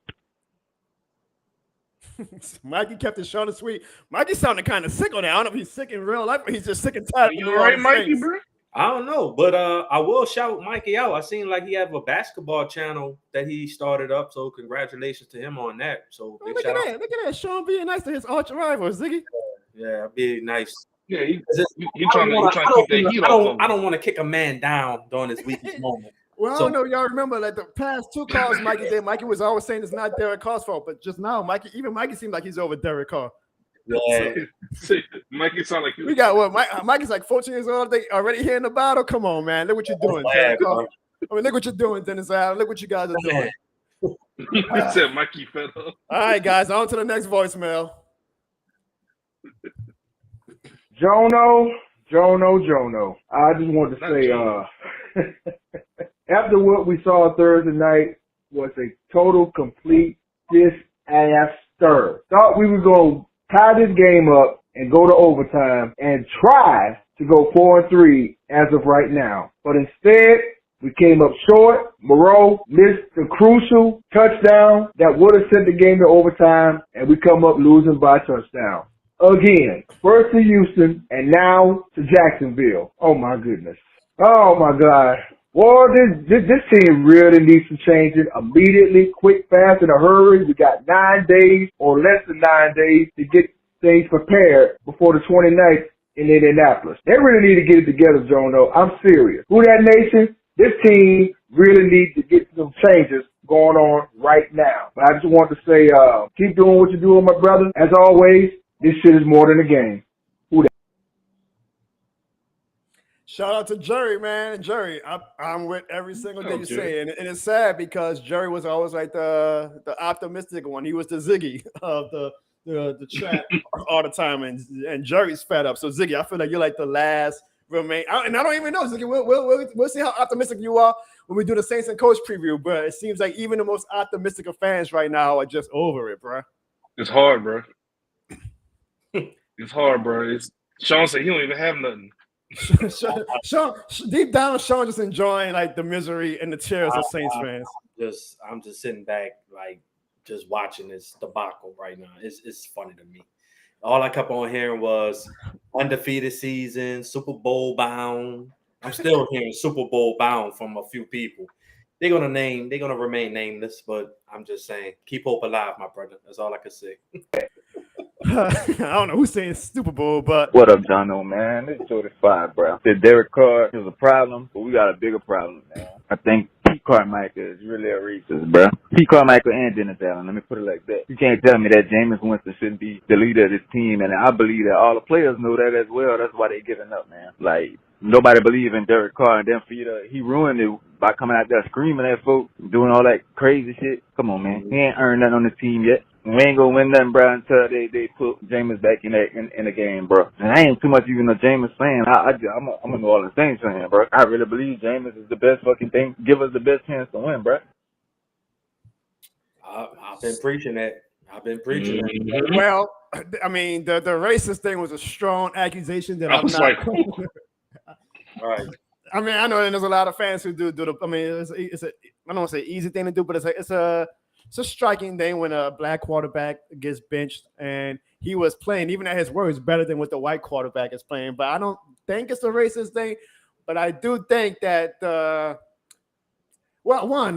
personally, guys, I'm tired of the Jameson. And I know the guy even said that he's not even a Jameis stan, but he just feels like Jameis, you can't get the words to Carr. But it's like, I said this with Jameis and Dalton last year. Would you rather get shot or stabbed? Like, I don't think the system we have right now would make Jameis thrive even more than what Carr is doing. Maybe, I mean, we might get more shot plays, which is great. Like, I'll take that, I guess. But I feel like if we put Jameis in, we'll be setting him up for failure too. I know one thing. Jameis Olave on a streak route up the middle, he is flying. But Jono, you don't find it unfair though to like not at least give Jameis that opportunity? Like, if I recall what that was 2 years ago before his ACL injury, were y'all like 5-2, probably on our way to being 6-2 in that Tampa Bay game? Like, it just seemed like once he tore his ACL, granted, you don't come back the same, but it just seems like, okay, you tore your ACL, you go back to the bench. You no longer need it. That's, to me, it feels like he hasn't even had that opportunity to at least try to get this man the starting quarterback job. He was the starting quarterback last year, and he got hurt again. And I feel like his body, James's body, is breaking down more so than he's laying on, which is unfortunate. But you say, is it fair? Sean, the F in the NFL does not stand for fair. So it is what it is. In this league, you got to show early on that you are worthy of multiple chances, which is why I'm so confused that Dennis Allen keeps getting chances, to be honest with you. But it's not a fair league, Sean. It's not a fair league. And it's I know we can say the same thing about Carr. I absolutely agree, folks. I absolutely agree. I mean, the way he's playing, how many chances and how many weeks are going to go by until somebody steps up and say, "Man, Jameis, you the star quarterback. Like he can't do no worse than what you're doing now." Like I said, you want to know why he's not going to start? I'm listening. You don't know why he's not going to start, Jono and Sean? Why? How much they paying Jameis and how much they paying Derek Carr? And honestly, we could have kept that money and just paid Jameis whatever the $8 million or whatever he's getting would probably be the same result right now. So that's a valid criticism. On to the next voicemail. I see Kevin coming. Man, listen, I'm gonna try to keep it within a minute, but man, we are. The only good part about this game was, at least for the most part, motherfuckers didn't give up. Fought like hell. I give them that. They fought like hell to win this damn game. But for 3.5 quarters, we were god awful on offense. God awful. Quarterback play was terrible for 90% of this game. So them little 2 drives that he had, great, yes, they were 2 good drives. It's not gonna erase 3.5 quarters of terrible QB play. I mean, missed throws, pick sixes, timing issues. Why the fuck are we still even having timing issues? It's week fucking 7. It's week fucking 7, and we talking about, it's a timing issue. What the fuck have we been doing since training camp to have timing issues? I'm watching rookies that don't have timing issues with the fucking receivers. They receivers know exactly what the fuck they where their quarterback wants them to be when they throw the ball. But we are still having fucking communication / timing issues. Shit make no fucking sense. I mean, we're so terrible in the red zone to the point that you literally have to take out the $150 million quarterback to score. Then last play of the fucking game, Baltimore, I'm not going to harp on you too much, but damn, you got to catch that fucking ball, bro. You tight end, you got to catch that fucking ball. But the real question should be, why the fuck is Jimmy Graham not in the damn game? Why the fuck did we sign Jimmy Graham? Just to make the fans happy, like, oh man, we got Jimmy Graham back. Then you throw a fade after that. I just don't understand, bro. 3 timeouts left. We can't take the timeouts with us. Call a goddamn timeout, draw up a fucking play. A real legit play. It's whatever, bro. We're a bad team. This is what bad teams do. This is what bad teams do, bro. That's my little rant for today. I always like it was a good call, but I like when somebody always starts off a call saying, I'm gonna try to keep it to under a minute. Spoiler alert, it ain't gonna be under a minute. That's usually the longest call. It was right on the line. Try to keep it under a minute, John. Next thing you know, 3 minutes later. But it wasn't that long. It was very valid. That's a problem, dog. Like the same problems that we saw in the Texans games, the same crap that carried over to Thursday. Like, why do we think that we can just carry over timeouts to the next game? Why not utilize them, to call the play, to make sure you got your best player available instead of we're rushing as if we got no timeouts left? Why are we doing fade routes? Like, what is our obsession with fade routes, Sean? The problem is you're doing fade routes. We got Randy Moss, dog. Do we got Randy Moss on the team and I forgot about it, Ziggy? Like, why are we doing fade routes so much? And Chris Olave not even taught to be doing fade routes with, man. That's the point. You're throwing fade routes to people that's not supposed to be doing fade routes. That's for Michael Thomas. And I said it in the beginning of the show. Why did you bring Jimmy Graham in? I was doing it in the preseason. He's there for goal line situations like that. Can't nobody jump with this man. I don't care how old he is. He's a basketball player. Throw it up to him, and he's gonna 9 out of 10. He's coming down with the ball. It's a touchdown. But give him a shot, like Sean said. Give him a shot, right?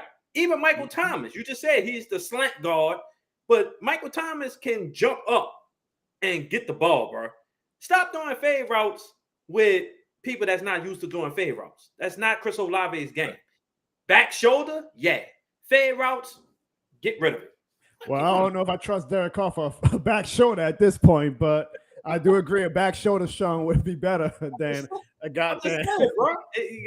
You gotta do something, bro. I mean, if Brock Purdy, Mr. Irrelevant, can do passes that Peyton Manning was doing. I mean, funny timing, Tom. Brock Purdy been looking a little questionable in the light lately, but I get what you're saying. He's playing better than Carr. Look, he ain't afraid to throw the ball neither. So shit, he's playing way better than Carr. But you got the next voicemail, Jono? Yes, sir. Here we go, folks. Man, look here. It's T Dirty. Now, I don't know how you edit this thing, bruh, but you're going to have a hard time editing this one. I'm so sick of this motherfucking team. These raggedy motherfuckers. Derek Carr so fucking trash. Jacksonville gave us 2 times to get in the fucking end zone, and we couldn't get in the fucking end zone. Then Blake Griffin run his little ruffle silk skin, Chucky Smeagol, Lord of the Rings little ass out there, and missed a fucking field goal. We get 3 points out of that shit, right? Derek Carr's up there frustrated because he the motherfucker overthrowing motherfuckers, underthrowing. Who are you throwing to at certain time? The Invisible Man, Pac-Man, Ghost Man, Man, Candy Man. Who the fuck are you throwing to? I said it last time, Jono. That car, we should have bought a scooter. And I'm about to put this shit on a t-shirt. That car, we should have bought a scooter. I'm so sick of this shit, man. Dennis Allen, Pete Carmichael, Mickey Loomis, this shit starts right up in there. That's the whole little shit right there. Gary even start kicking somebody in the ass them heels on. Mickey Loomis feel like his dumb ass last week to say, we're going through growing pain. Man, pain needs nuts. Dennis Allen gets to the side. I ain't gotta watch the post game. He gonna say the same shit. It's some stuff we gotta clean up. Man, if shit don't change, it's a wrap. It's a fucking wrap. And I gotta watch this team and torture myself every Sunday to watch this shit, girl. I could be watching Peppa Pig or fucking Paw Patrol with my son. But I gotta watch these motherfuckers, the Andy Griffith show ass team. Oh my goodness. You whistling. Barney Fife, which is Dennis Allen. Oh, and B is motherfucking Pete Carmichael. And Mickey Loomis gonna be Opie. Because this dumbass high, these stupid motherfuckers. Who that for life, dog? I'm pissed. Because, you know what? I'm kind of in between. I'm in purgatory. I'm pissed, but I'm numb to it. So I'm pumped, I guess. I'm pumped. Who that for life? Jono, is this shit more than a game? This shit fucked my week up, my days. I was on barbecue today, but guess what? Ain't nobody eating. Everybody get hot dogs and motherfucking crackers. So oh man.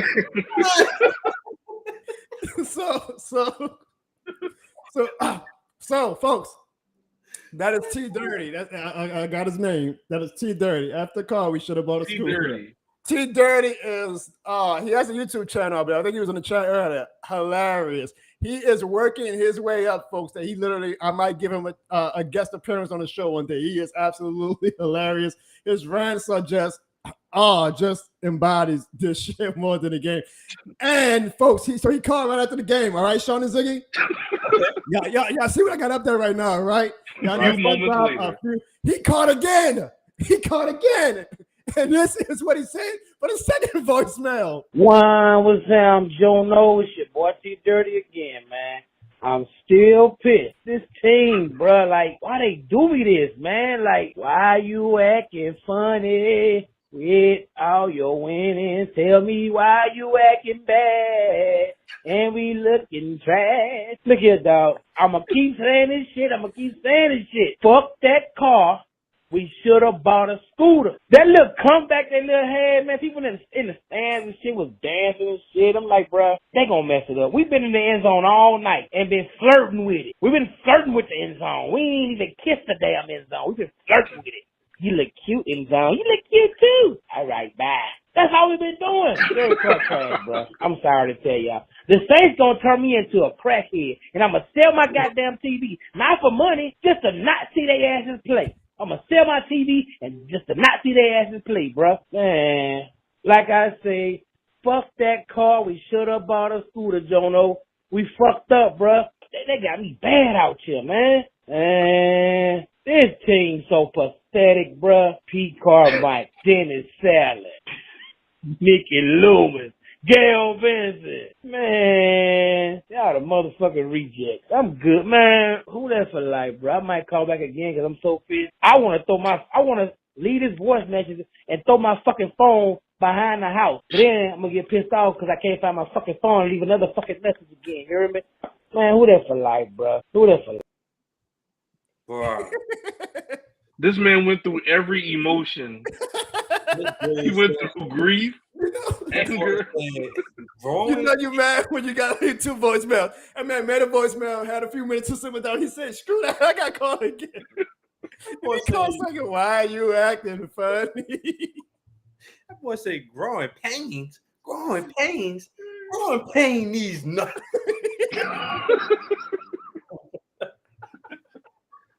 It almost seemed like it was therapeutic for him, Jono. I think this is therapy for some of the fans. T Dirty is officially guaranteed. If he calls the show every week, I pray that he does. You get on the show, T Dirty. T Dirty, I'm telling you, I'm probably going to invite you at one point to be on the show, to do a full show with us. Hilarious, bro. Absolutely hilarious. Why See you my acting dog, bad and you play trash?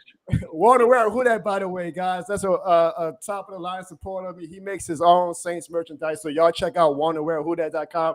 I appreciate that you're in the chat right now, Warner Ware Who Dat. Thank you for everything you've done for me, Warner Ware Who Dat. He's helped me actually with this shit more than the game shirt. So T Dirty normally has a baseball bat in the garage. I hope not, because I feel for whoever he comes in contact with that baseball bat. Oh, that was great, y'all. I don't know if we can top that, but we got some more calls. But shout out to T Dirty. T Dirty, every week, I want you to please leave a voicemail. All right. I don't know how we can top that, guys, but let's try. Hi, Jono. This is Cheryl. I'm calling, and first of all, I want to say that I absolutely love your show, and I love the shirts that I purchased. I gave 3 away and kept 1 as a gift. Much love to you, Clarissa, and of course, Shady. I know that this week you're going to be talking about Derek Carr and whether or not he is the problem with the Saints. I know he had a reputation in Oakland for being really good one game and then not so good the next game. I'm not sure what's going on with him. I do think that our coaches are part of the problem, that they are not coaching him up the way he needs to. In fact, they're not coaching the entire offense the way it needs to be coached. And even our defense now is starting to suffer. I don't know if they're exhausted or they're just frustrated from seeing the way the offense plays and seeing games that they should win slip away. So I think that we do need a change in coaches. I thought so at the end of last year. It didn't happen. Hopefully they'll either improve or they will be gone for next year. So again, I love your show. Love you, Clarissa and Shady. Thank you. Shout out to Cheryl. 1, I love when we get female callers. I love having more of a female audience. But 2, Cheryl was the first person to buy, Ziggy, this shit more than a game show. You saw the call. She bought 4. Like the first purchase, she bought 4. And she comments like on every video I do. I saw her in the chat earlier today. Any video I do, whether it's a Saints video or non-Saints video, she's always supporting. So Cheryl, thank you. And I'm very appreciative that you finally left a voicemail. I've told you for weeks now, you got to leave me a voicemail. You're welcome to leave a voicemail every week, Cheryl. Now, for sure, play your voicemails because you've definitely been one of the top of the line supporters of the Jono Barnes channel and show since we started back in 2021. Damn, we've been doing this for a while, y'all. So thank you, Cheryl, for that call. And I agree with everything she said. We should have got rid of Dennis Allen last year, right, folks? We should have got rid of Dennis Allen last year. So should we get rid of him or should he get demoted? No coach with pride is going to purposely or happily accept a demotion. Like if it's done, it's done. Like he's not going to be like, oh well, I'll just stay on to be a. And even then, a new coach is going to want their own guy anyway. So it's no fairy tale land where you're like, well, hopefully we can stay. He can stay on as a defensive coordinator, and our defense can stay the same. Nah, once he's gone, he's gone. But it's a trade-off that we got to take, Ziggy. It's a trade-off that we got to take. Didn't Vance Joseph do it in No, Vance Joseph left, but then he came back. It's happened before where a coach can leave and come back after a few years, but it's never been a coach that actually like says, okay, I'll just, you're always about going forward in your career. No, that's right, because Nathaniel Hackett was in there. Oh, I got you. So, yeah, thank you to Cheryl, my number 1 supporter. Thank you, Cheryl, for that call. Please call again next week. Yo, Jono, let's start this off straight up. I feel bad for Cam Jordan. I feel bad for Kamara. I feel bad for MT. Anyone that was a part of the winning culture of the Saints, any of that group of players, man. Right here, right now, I'll just go ahead and say, man, let them dudes go be great somewhere else. I'd rather see Kamara get a ring in Kansas City, let Cam go to Philly. I don't care, bro. Let them dudes go be great somewhere else. Get a ring somewhere else, man. Because, bro, like, I'm tired of Mickey Loomis. I'm tired of DA. I'm tired of Pete. I'm tired of Gail not doing a goddamn thing. Gail just sitting back, just allowing these fools just to run this shit into the ground. Nobody making no kind of move or adjustment. They keep saying the same old shit after every fucking game, bro. Like, shit is fucking, it's beyond insulting the fans' intelligence at this point, dog. Like, everybody and their goddamn mama can see what the problems are. It's clear as day. if us regular fans that's just on the outside looking in could see the glaring issues and they don't address them whatsoever, no changes. I mean, bro, look, man, it's who that for life, bro. But at this point in time, dog, like, man, I want to see my favorite players. I want to see Kamara. I want to see Cam. I want to see dudes that's been loyal. Even MT, like, I want to go see them. I want them dudes to go be great somewhere else at this point in time, because it's a shame that y'all just wasting talent. They just wasting talent away, bro, and they keep with the same old shit every week. You know, we gotta be better. We gotta be better. No shit, Sherlock. We gotta be better. We gotta execute. I'm tired of hearing that same old dumbass shit, bro. Like, stop insulting my intelligence, dude. At this point, Derek Carr, Dennis Allen, Pete Carmichael, Mickey Loomis could fucking all fucking go to hell. Fuck. Damn. Yeah, I don't know what to go to hell for. Jeez, this shit wasn't the game, but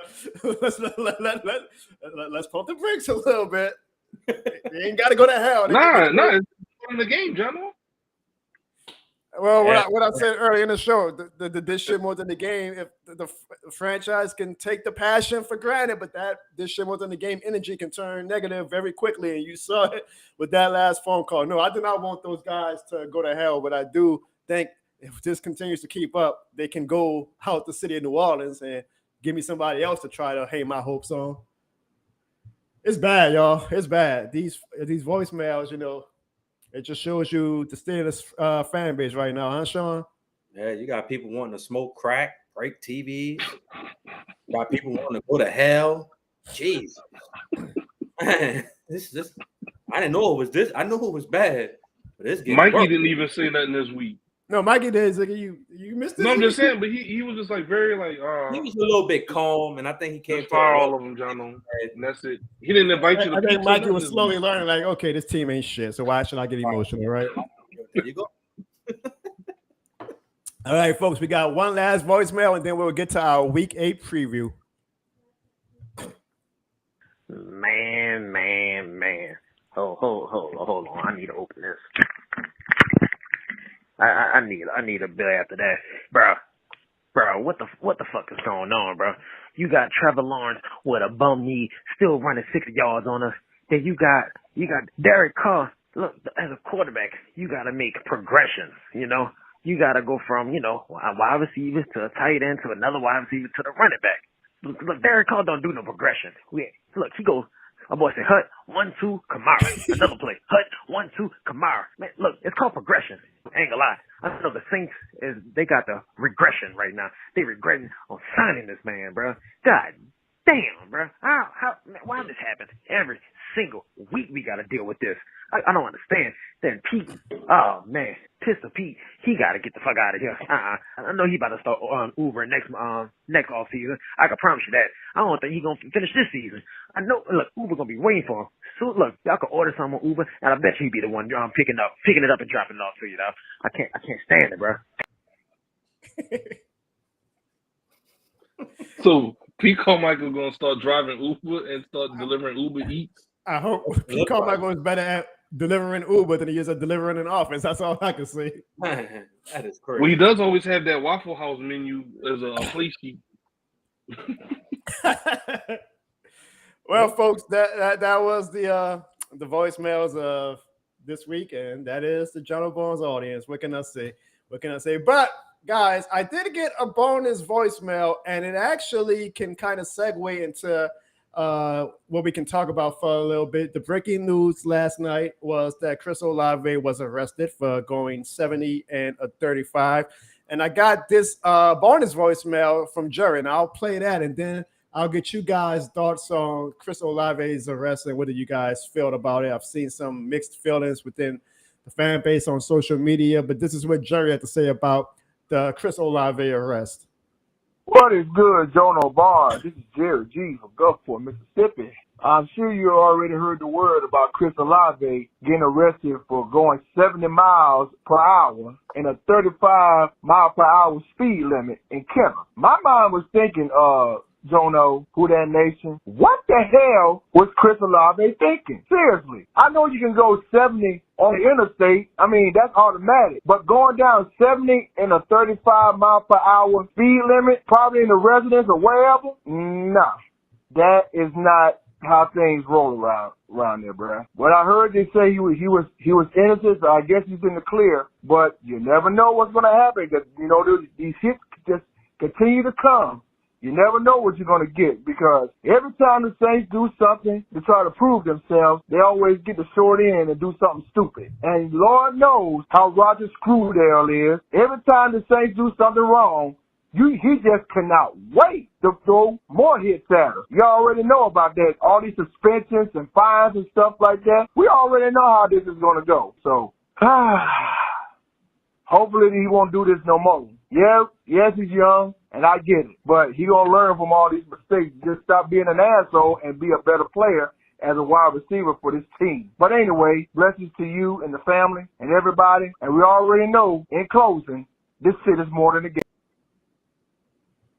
I hope y'all like that funny joke that I had on the screen while the call was being played. That was that was a good, come on, Sean. I know that your thing is to be hard on my jokes, but you gotta admit the call joke about Olave was pretty clever, right? It was pretty good. Give it an 8.5. I'll take that from Sean. All right, so let's get to this Olave arrest. Here's my thoughts, folks, and then I'll get it to you guys. I saw some people already talking about it earlier in the chat. Yes, he's a young guy. Young guys do stupid things. I don't think it's as negligent as drunk driving.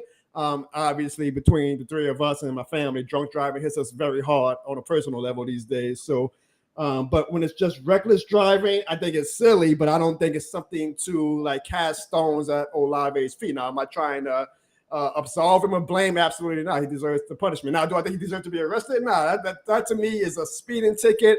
Granted, I get the worst case scenario what can happen when you're driving that fast, especially in a residential zone.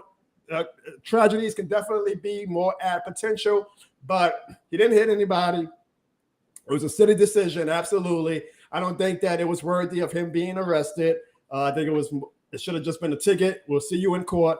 I do think that, public anger shouldn't be too crazy. I mean, it's one of those things, right? Like, there's levels to the punishments and things. Like, it's not even as bad as when Elvin Kamara literally whipped somebody's ass in Las Vegas. Like, it's a stupid thing, but it wasn't anything worthy of vitriol. It definitely isn't worthy of a suspension. I saw some fans saying, he should be suspended or whatever. No, it's like one of those things that you have a talk with Olave. You let him deal with the legal issues on his own. It's nothing that even the NFL needs to take a stance on. You hope that he learns from it. Now, if he does it again, yes, that's what I think. Okay, you arrest him, or you really like crack up the punishment on the vitriol that comes with that. But I'm not trying to absolve him. It was bad. He deserves the heat for it, but I don't think that it should be anything more than, let it be a learning experience for him. And then, that's a funny comment, because if it was in New Orleans, he would have had a better shot at getting off the ticket. I saw the body cam footage where Derek Carr was like, he was trying to say that I'm a New Orleans Saint, like to try to get off the ticket. I'm like, dude, in 2018, that would have worked. This is 2023. Y'all suck. That probably motivated the kennel cops to arrest them. You pay for the Saints? Man, get your hands in that damn car. And on top of that, it was the kennel police. So Lord knows, we know how they get down. So unfortunate. Not something that I think that we need to hang our hats on. Olave has been showing a few young human being tendencies this year that's really rearing its ugly head in. On top of all the other bad things happening this season, but I do not think it's worthy of anything more than just, take the heat for it, Olave, pay the fine, let's all move on, and please, Olave, do not do it again. Ziggy and Sean, what are your thoughts? I don't take, I think it was something that he has to learn from. Like you said, he a young dude, young player, still trying to get adjusted to the NFL life, and I think that he can't allow what's affecting him on the field to carry on, outside the field. How people can get, man, I'm not getting targeted enough. I'm not getting the ball enough. And that can lead to doing some dumb, reckless stuff like he did. Come on, bro. 70 miles per hour in a 30 mile per hour zone. You never know what can happen. The car could have spun out of control. You could have killed somebody by accident. Anything could have happened. And then you ain't Kenner. Let's be for real, bro. Kenner, out of all places you're gonna pull this. But I think by him being arrested, I think that was a little bit too much, in my opinion. I think they could have just, look, I know it was a lot of speed in that zone, but look, all right, give you a fine, go to court, pay it, and let's move on. But I think the veterans is gonna pull him to the side, Jono. They're gonna talk to him and kind of just really like sit him down, because one incident can lead to possibly another one that could be real, tragic for y'all season, bro. And y'all need Chris Olave. You know what I'm saying? That's pretty much y'all future number one, unless y'all get another receiver in the draft or whatever the case may be. But they need to sit him down, just talk to him, be real with him. Look, all right, man, let's get it together. We need you. We can't afford these type of mistakes. Let's get it together. But him being arrested, I think that was a little bit too much for my liking. But hopefully he learns from it. I hope he really takes this serious. Get back to work, get back on the grind, get back on the field, handle your business. Don't ruin your career over dumb shit like that. And that's just my take on it. Ziggy? Yeah, my same thing. I kind of have the same sentiments as Sean. Is that that Saints clout can only get you so far, but breaking the law, doing things like this is just a no go. Like definitely speeding, and you just can't do that. And I think his behavior, there is some things I think Jono even mentioned that needs to be kind of checked. Like even in some of the plays, shirt untucked, like you just don't care. Like, bro, you know how it is on the basketball court. Nah. Is that the teams, Army and you coming out, Ziggy? And thank you for your service. Is that the Army brat and you coming out? Because the shirt Nah, bro, when doesn't you really play bother sports, me. you gotta be in uniform, bro. You can't just be like you don't care. I think he's like, come on, what you doing? I think he was just in the heat of the moment of the game. Like, I'm about to start killing, and he didn't do that, but he ain't worrying about no shirt tucked in, bro. This is in the fourth quarter. No, I'm talking about like I'm just talking about in general, bro. Like, yeah, you don't see Drew Brees, DeMar, some of the other players that we have on the team, bro. Like Cam Jordan, you don't see his stuff just untucked, like he just walked out of bed, bro. Like, bro, yeah. fix But yourself. during the game, they it could be a generational. He's a young player, Ziggy. He's a young player. That might be the style now. Nah. Oh, shout out to our classmate Batista, bro. I see you, dog. Hey man, and congratulations. He actually just got married a few weeks ago. So thank you, Anthony, for showing love in the chat. All right, I got a funny comment. My man Devin, welcome to the show. Devin, say, Jono, how was my vacation in Myrtle Beach? Devin, you really want to know how my vacation was in Myrtle Beach? I will show you, and then we will get to our Week 8 picks. Man, it really is gorgeous out here, Jono. Jono, what are you doing? Jono, what are you doing? Look at this, how beautiful it is. Are you serious? Are you serious? I was giving you a compliment. Because you know what? I said he's had a hard week. I'm not going to be mad. He put $2,000 on my credit card to come to Myrtle Beach. It's beautiful, no lie there. But you're looking at some history, some old shit nobody cares about anymore. You think it's Carr's fault or Olave's fault? I don't care. We're in Myrtle Beach. Put the phone away. Let's go to the Ferris wheel. Let's go to the boardwalk. Let's go eat dinner. Look at the ocean. It's beautiful. How can you not be like happy here? Are you crying? No, man. I'm sick of you crying about the Saints. We got a 7-0 schedule with 3-4. What are you talking about? You know this shit more than the game. I don't give it anymore. I don't care. Neither should you. You're right. And it is beautiful, huh? It's gorgeous. Let's go. You're right. Go ahead on and beautiful your ass on to the boardwalk or something. I'm done. Man, shout out to Clarissa. She carried that skit, bro. Shout out to Clarissa. Wait, what do you mean skit, Ziggy? What do you mean skit? Let me tell you something, Jono. You better get it together, my brother. Because she's gonna leave your ass. Together. The shit more than the game, y'all. No, y'all know this shit more than the game. Hey, you got a beautiful wife.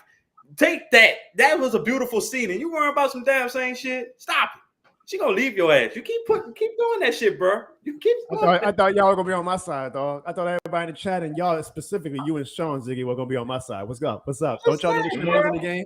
No. I'm on your side. I'm on your side, bro. When she eventually gets fed up, you crown this shoulder, bro. Right. When she leaves your ass, she gonna leave your. Hey, Myrtle Beach, bro. Right.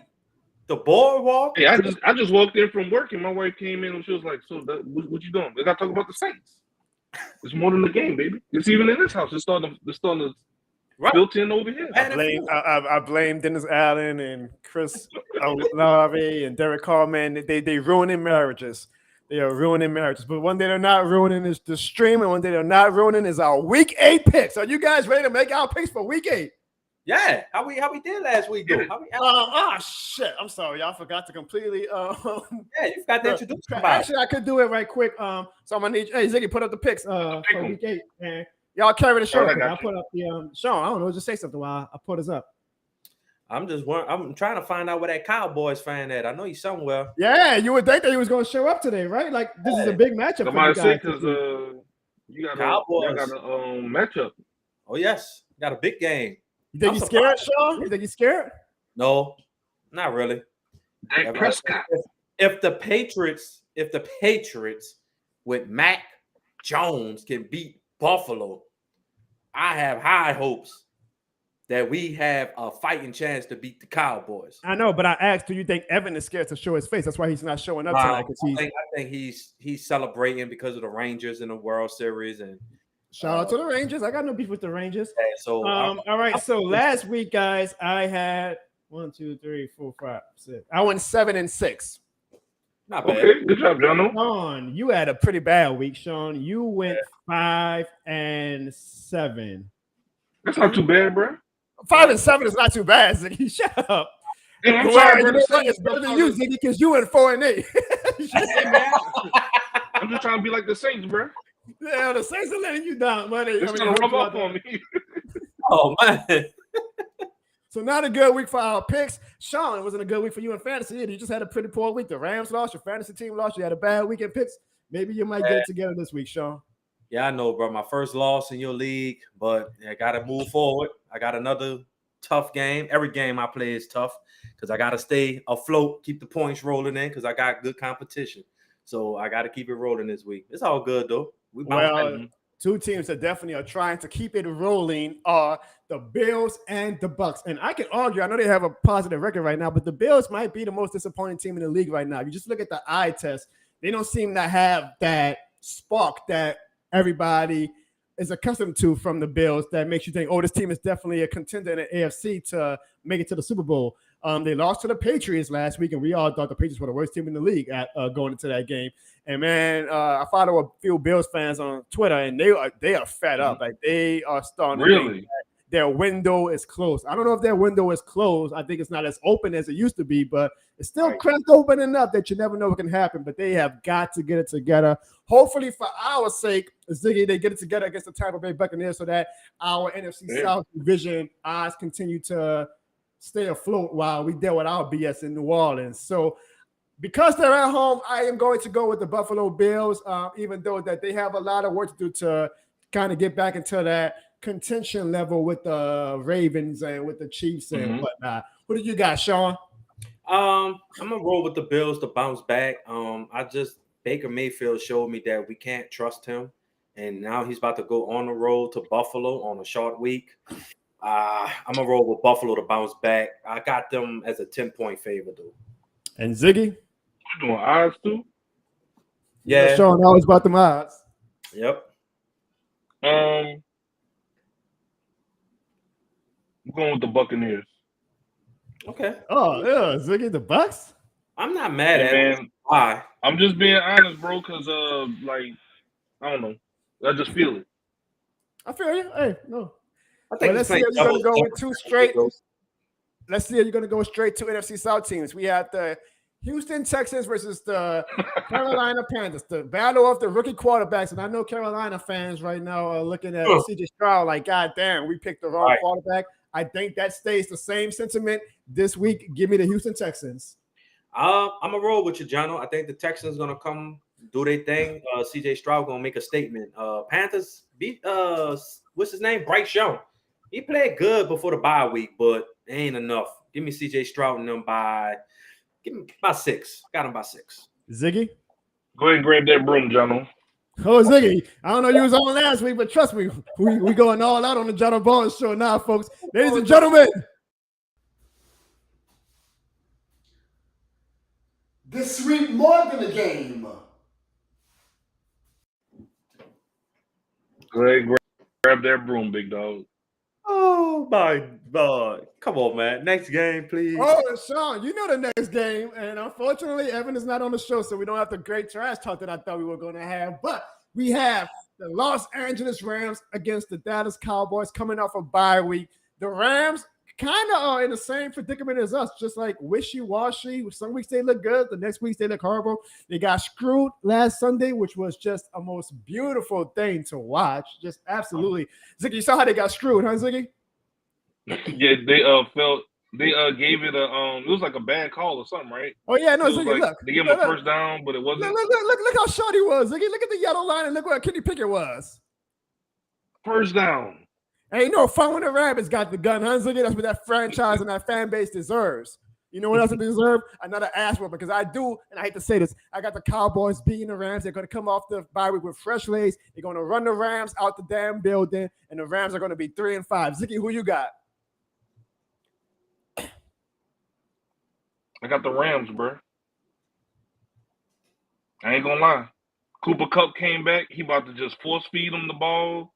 He gonna have a few high number receptions. I feel it, bro. Sean? Well, Jono, you already know where I'm going with this. This shit is more than a game. And I'm going to tell you this. Rams, we have been playing not our greatest, but with Puka, Nanuka, Cooper Kupp, and I feel like we're going to make enough running plays. Aaron Donald's going to be a force. I am taking my LA Rams to beat Dallas coming out of the bye. And I got us winning a close one by 3. Puka Nanuka is such a great name, man. It's such a great name. Nanuka, yes. Nanuka. I'm botching it. It's still a great name. Sean, all jokes aside, quickly, like, what's your state of the Rams right now? How do you feel about the team overall? I'm not gonna lie, bro. I feel like right now the offense is good, but we definitely have to start investing into our O-line. We definitely have to start really thinking in the future, because I don't think Aaron Donald's gonna play more than probably 2, if not 3 more years, if that, bro. So we definitely got to start building that defense around our young players, start rebuilding that offensive line, getting it better, and we definitely got to start getting a running back, because I like Kyron Williams, but I think we still need that electrifying running back to come in our franchise, and maybe that'll kickstart us back off to a Super Bowl run in the near future. But that's the state I see my franchise in. I don't know. Ziggy, every time they get an electrifying running back, they just call him like trash like 3 or 4 years later. So I don't know what Sean's talking about. Like they did Todd Gurley. And what they did Cam Akers. But anyways, I think Cam Akers had a pretty good game for the Vikings last Todd week. Gurley had them arthritis knees. Speaking of the Vikings, we got the Minnesota Vikings coming off a pretty big win against the 49ers versus the Green Bay Packers this week. Jordan Love is definitely showing some growing pains as the heir apparent to Aaron Rodgers. I'm going to go with the Vikings. I think they keep up the momentum. Kirk Cousins is definitely playing well, even without Justin Jefferson. I think the Vikings get to 4-4, and then, suddenly they become an interesting team in the NFC again. Sean? I'm rolling with the Vikings, bro. That defense, I think that blitz package that Brian Flores likes to present is going to cause Jordan Love a whole lot of headaches. So give me the Vikings, and I like how Kirk Cousins playing as a middle tier quarterback. So give me the Vikings. I'm gonna take them by 7. I got them beating the Packers by 7. Kirk Cousins is playing the way I was hoping that Derek Carr played this year. Ziggy? Right. Yeah, go ahead and grab the broom. We're gonna go ahead and take the Vikings on this one. Go ahead and sweep it, big dog. This sweet more than a game. You'll sweep the picks. All right, we'll get to the Saints and the Colts last, of course. Next up, we got the Patriots coming off a big win against the Miami Dolphins. Now, Ziggy, every time, every damn time I'm ready to crown the Dolphins as taking that next step, they let me down, dog. And don't get me wrong, I know they still ain't got Jalen Ramsey. I know that Jalen Waddle was dealing with an in-game injury, but my wife loves that sweet video. It's like, look, I know the Dolphins are good. Absolutely, I know the Dolphins are good. They don't need to prove to me that they're good. They proved to me last year that they were good. I believe the Dolphins can be great, but every time they go up against one of those great teams, they lose. So it's like, okay, Dolphins, like, are you guys just like one of those, cute teams, but aren't going to be able to climb over that hump to become a true contender? Or are you guys actually legit? I do think they win this week, but Ziggy, they got a lot to still prove to me. I think they play the Chiefs in 2 weeks, and that's going to be another test to see if they are on that level that we think they can be. I agree. But in the interim, I do have them being the Patriots. The Patriots won the Super Bowl last week. I think the Patriots come back down to earth this week and that the Dolphins win. What about you, Ziggy? I agree with you, John. I'm going with the Dolphins. I think, I really agree with everything that you said. They beat up on the people that they supposed to beat. They're bullies, but when they go against somebody on their level or a little bit above their level, they come up short. So they got a lot to prove and fix on their own, and we'll see what happens. But Dolphins. I'll get the broom out, big dog. I'm going to roll with the Dolphins. Patriots do not play well against them. Tua got a good record, and Tyreek Hill is just. This sweet more than a game. People don't want to hear you talk, Sean. They want to see the goddamn sweet video. Get the hell on. Damn sweet video. It be your own people, bro. Right, be your own partners, bro. Damn. My thoughts got me to 6K today, and look how I'm treating them. Y'all gotta love it. Next up, we have the New York Jets versus the New York Giants. The Battle of New York, huh? I think the Jets have actually been playing pretty well, even without Aaron Rodgers, and I think that Robert Saleh is a great coach. I'm going to go with the New York Jets. Sean? No, this is easy. The Jets. They're just a better team. I got Breece Hall on my fantasy Jets.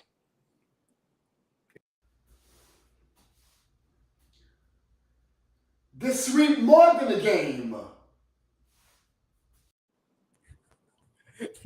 Next up, we have the Jacksonville Jaguars versus the Pittsburgh Steelers, coming off a great, amazing win against the Los Angeles Rams. Just football artistry, man. It was just, I botched that word horribly, but it was a beautiful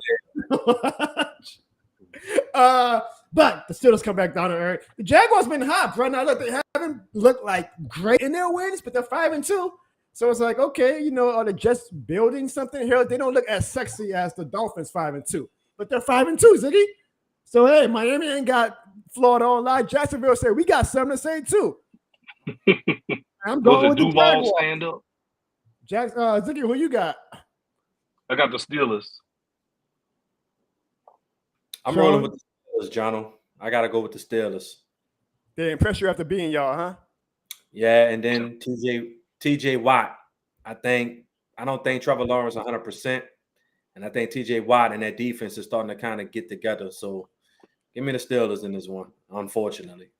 All right, next we got the NFC South leading Atlanta Falcons versus the Tennessee Titans. That sound, Jono. The Atlanta Falcons. He said my damn soul, Sean. He said my soul. Mickey Loomis and Dennis Allen will be punished for their sins, I swear. But we'll get to that when we talk about the Colts game. Y'all, it looks like the Titans are kind of starting to tank and rebuild. They traded Kevin Byard to the Philadelphia Eagles. And I'm just trying to wonder, how in the hell do the Eagles always get these great players for scraps on the dollar? God damn, man, that pisses me off. Unfortunately, I mean, I'm hoping that the Titans can pull this off, but it seems like they have officially gone into the Caleb Williams sweepstakes. So I am going with the Atlanta Falcons. Sean? I'm gonna roll with the Falcons just because their defense has been great, and Ryan Tannehill, I don't think it would have made a difference, but they're playing Malik Willis and Will Levis, or whatever his name is. I think they're gonna crowd that box and stop Derrick Henry. And yeah, give me the Falcons. Ugly win, though. Ugly win. Yeah, same Falcons. Grab the broom, bro. Well, damn, Ziggy, you picked all 3 NFC South teams. No, I know, man. You ain't pick the Panthers, did you? No, not the Panthers, but I did pick the Bucks. All right, so no, you did not sweep with the NFC South, but we did sweep with this game. This sweep more than a game. I don't know why I was so mad in that video. It's like I was shaking my head. I was probably just watched the Saints game. Next up, we got the Philadelphia Eagles against the Washington Commanders. Ron Rivera, folks, is on a hot seat.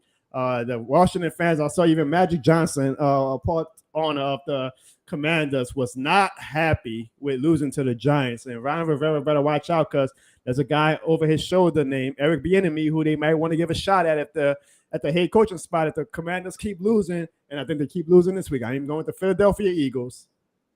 Yeah, A.J. Brown, bro, cutting up 5 straight games with 125 plus yards. Plus, he's on my fantasy team in Ziggy League, so I'm definitely rolling with the Eagles in this one. Well, y'all got a separate fantasy league from the BFL?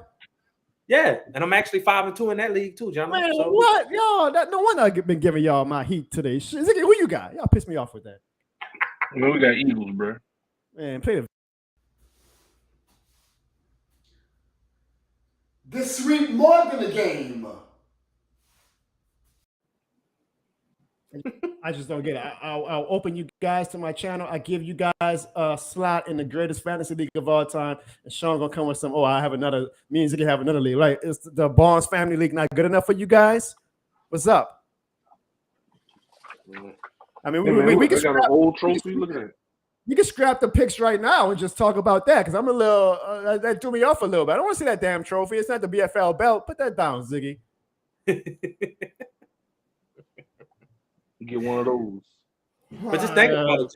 Does it really matter? Because right now, currently, I mean, we got 2 team epic people in the top 4. So it's really a team epic league in both leagues right now. So, and I'm gonna make sure that the team epic does not win. And guess what? And look, I guess what? I'm actually rooting for you because if you do not deliver a championship, buddy, you're not gonna never ever hit an end of that. And you know what we talking about. Anyways, y'all. Anyways, people probably getting bored with our personal talk. The Cleveland Browns. What you doing, Ziggy? Come on now. The Cleveland Browns versus the Seattle Seahawks. The Seahawks have impressed me.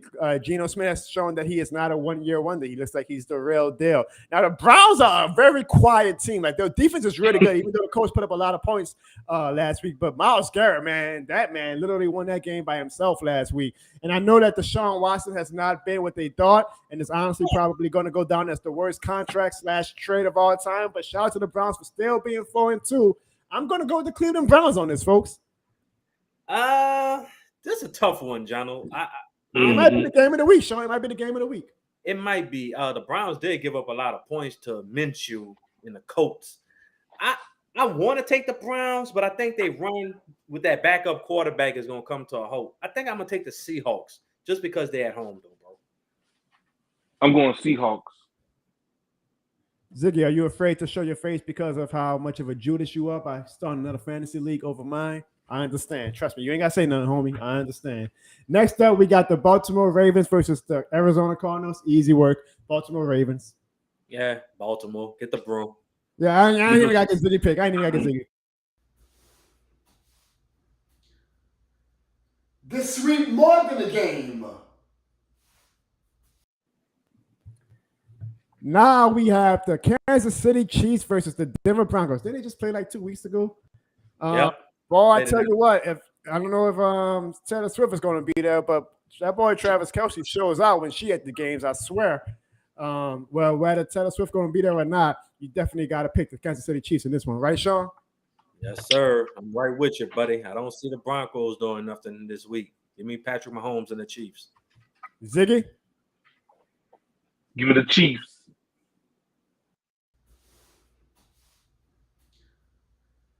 This sweet more than a game.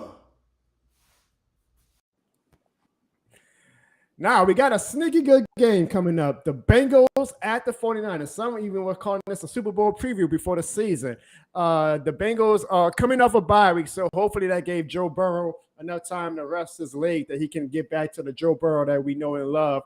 The 49ers have lost 2 straight. They have not looked good the past 2 weeks, making it seem like that they peaked too early after that Cowboys win. They are at home.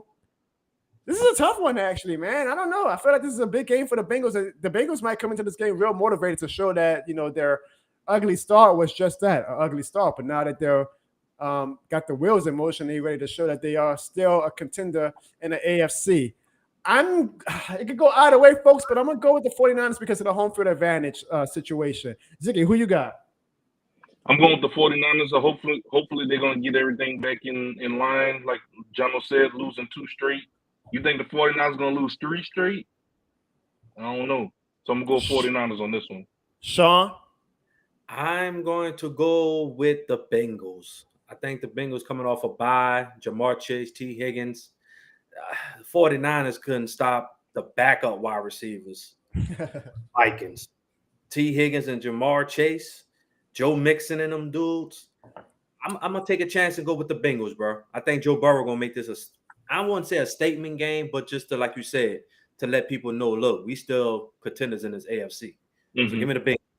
All right, now we got our Sunday night game, and it's a game that really makes you wonder how early should the NFL start flexing games, because hopefully we got some good NBA games on Sunday night.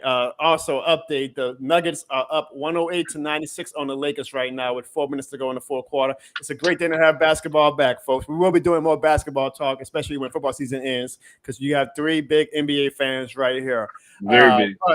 But for this game, the Bears have actually looked pretty decent the past 3 weeks, and they actually won last week with their backup quarterback. So I don't know, that seat for Justin Fields might start getting a little hot. The Bears might be like, man, if we can win without a backup quarterback, maybe we shouldn't be investing as much into Justin Fields as we think we should.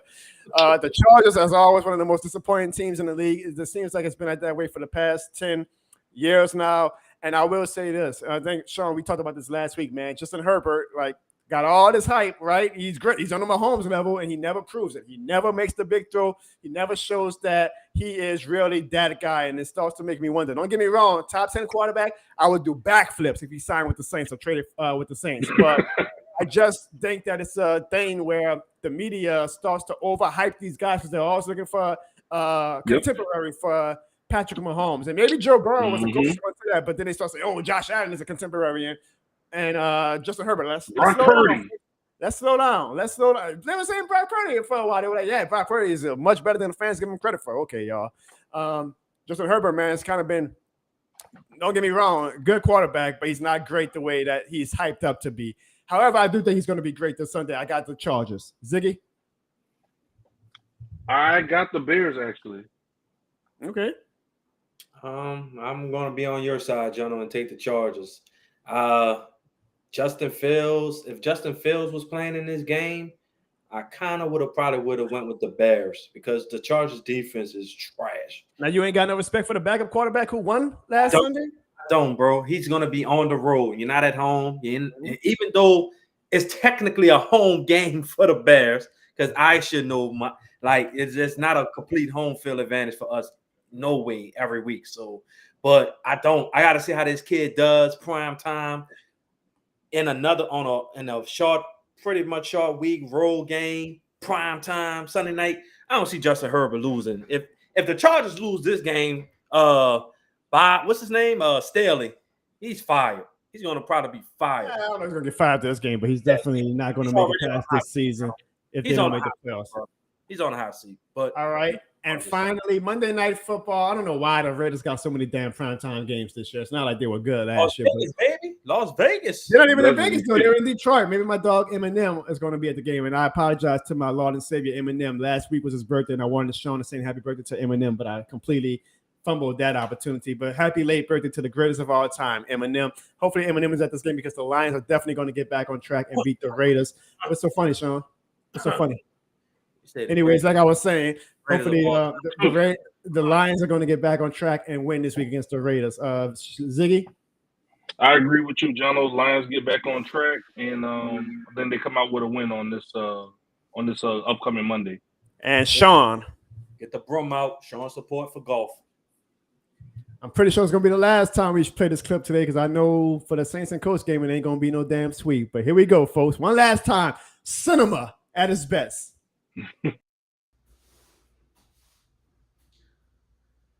This sweep more than a game. That's the greatest addition to the Jono Barnes show. All right, and finally, folks, we got the New Orleans Saints versus the Indianapolis Colts. Now, even I'm guilty of this, fellas. I looked at the schedule, and I say, oh, damn, look at our next 3 games. This was after Thursday, too. I said, we got the Colts with Gardner Minshew. We got the Bears possibly without Justin Fields, and we got the Vikings likely without Justin Jefferson. I was like, damn, maybe the Saints can win these next 3 games and turn it around. Then I caught myself when I say, you know what? Those Saints fan bases are probably saying, oh, yeah, we got the Saints on our schedule. This should be an easy win. We have turned into that same damn team that fans look at us on the schedule and say, oh, we're going to win this game. It's the Saints. Of course, we're going to beat the Saints. So this game is not as easy of a win as even the most optimistic fans will probably think it is. Gardner Minshew has actually played pretty well so far as the starting quarterback. Now, granted, if you look at the history of Gardner Minshew versus the Saints, he's played horrible against us. And I hope that we keep that up. But I'm not going to go into this game cocky. I'm not going to go into the next 3 games cocky because I already see some narratives coming out like, oh, the Saints can win the next 3 games and they're going to turn the season around and once again be playing for some playoff stakes in December. Now within this leading the folks, I promise, leading the charge, folks. I promise you, even though these next 3 games look very winnable, Dennis Allen will find a goddamn way to fumble it because that's all he does as a head coach. He fumbles the easiest division of all time. He fumbles an easy schedule the past 2 years. He will find a way to fumble these next 3 games some way, somehow. However, I'm going to say it. I do think because of how bad Minshew always struggles against the Dennis Allen defense that we will pull this game out. It probably sounds ridiculous after I just gave the Saints and Derek Carr so much shit the past 2 hours, but I do think that, I mean, this is how the Saints have been. Ziggy, like, you know, we lose 2 games and then we're all they just get rid of everything, then they win a game and they get everybody back on the bandwagon. And they ain't going to get me back on the bandwagon, but I do think we win this game.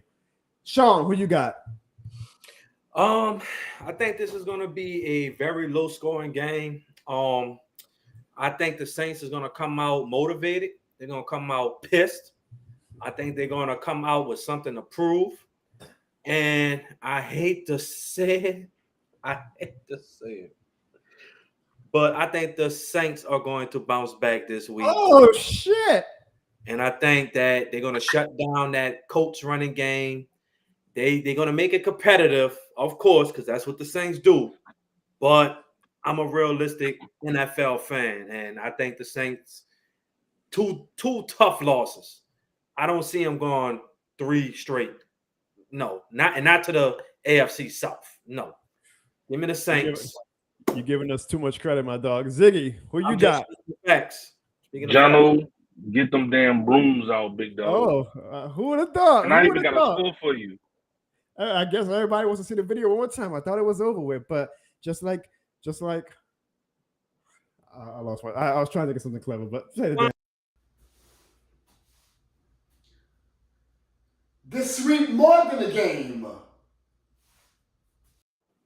Amen. Jono. Saints versus Colts, 31-17.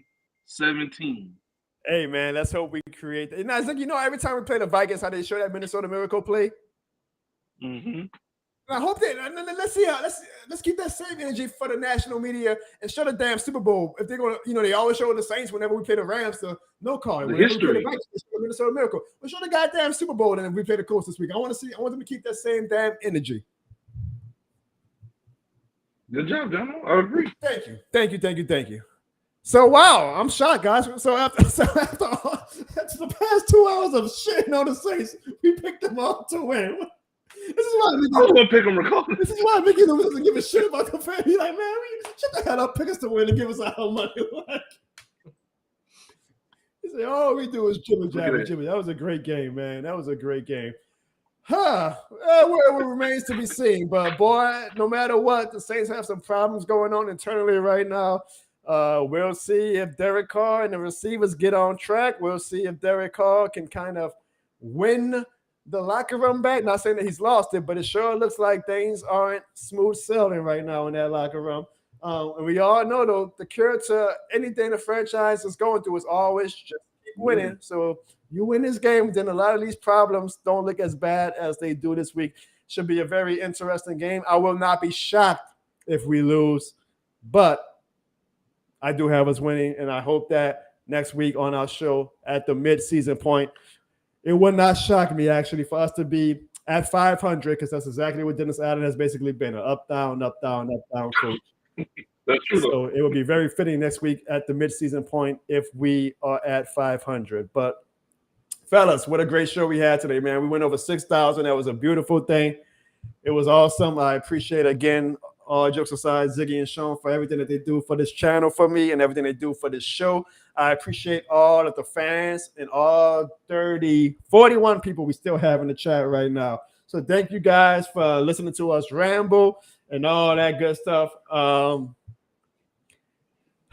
It's a beautiful day, man. Honestly, it's a beautiful. I'm not trying to get sentimental again, but over 6,000 followers is a beautiful thing. I know, Ziggy. I know. Be grateful of the now and the present. Yeah, I was about to tell you. Ziggy, Yeah, I want that damn plaque, man. Not just for me, but for all it. Like if I ever get that YouTube plaque, man, we'll set up a group photo where we all take it. Because again, it's not just me; it's all of you guys. So hey, you cannot get to 100,000 subscribers without getting to 6,000 first. So again, I appreciate you guys. Want to wear Who Dat again. Thank you, my man, for joining the show tonight. Thank you, everybody who joined the show. I see everybody leaving the Who Dat. I appreciate that, but y'all got to leave with this shit more than the game, man. Come on, now this is the Jono Barnes show. This ain't the New Orleans Saints show. I mean, this is talking about the New Orleans Saints. This is the Jono Barnes show. So leave a goddamn this shit more than the game. And Ziggy and Sean, do y'all have any final comments? Oh, this shit's more than a game, bro. And we will see y'all next week. Ziggy? This YouTube channel is more than 6,000, or however you want to say it. It's more than a subscriber. These subs more than the game, absolutely. These subs is more than the game. So in the show, like I always do, fellas. Now I appreciate Here's y'all, a 7-day contract. Do y'all want to come back and do it again next week? Yes, sir. What's that, Ziggy? Are you I want a 7-day contract. Signing with your eye juice? I want a 14-day, 21-day. Go ahead. Yeah. Meaning for the long haul. Y'all still on the prove it deal for me, okay? But I'll sign y'all to a 7-day contract. Now, fellas, next Tuesday is Halloween. I want to be respectful, especially Ziggy. I know you have a beautiful young daughter, so I know you might have to do some daddy duty. So we will discuss. I'm saying this publicly, but offline too, because I want the fans to know. We'll discuss between me, Sean, and Ziggy how we want to handle next week. Do we want to do it on Tuesday? Do we want to push back the time? Because I'm assuming Ziggy has some daddy responsibilities. Do we want to do it maybe on Wednesday and let people enjoy their Halloween? We'll discuss it. Even worst case, if Ziggy and Sean have obligations for family members that they got to handle, I'll likely do a show solo dolo no matter what. But we'll discuss if it's going to be next Tuesday on Halloween, or if we're going to push it back on Tuesday night, or if we're going to do it on Wednesday. We'll see, but either way, hopefully, we will come to some type of understanding and schedule arrangement. But I appreciate you guys either way. And if you guys, last thing, and yes, I love it, all of this shit more than the game. Comments in the chat.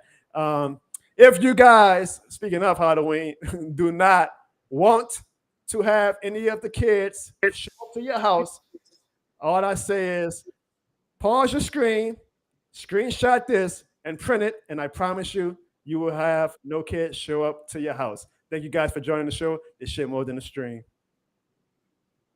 God, ain't that boy ugly? Get the hell off the screen. Good night, everybody. This shit more than a game. Podcast. More than a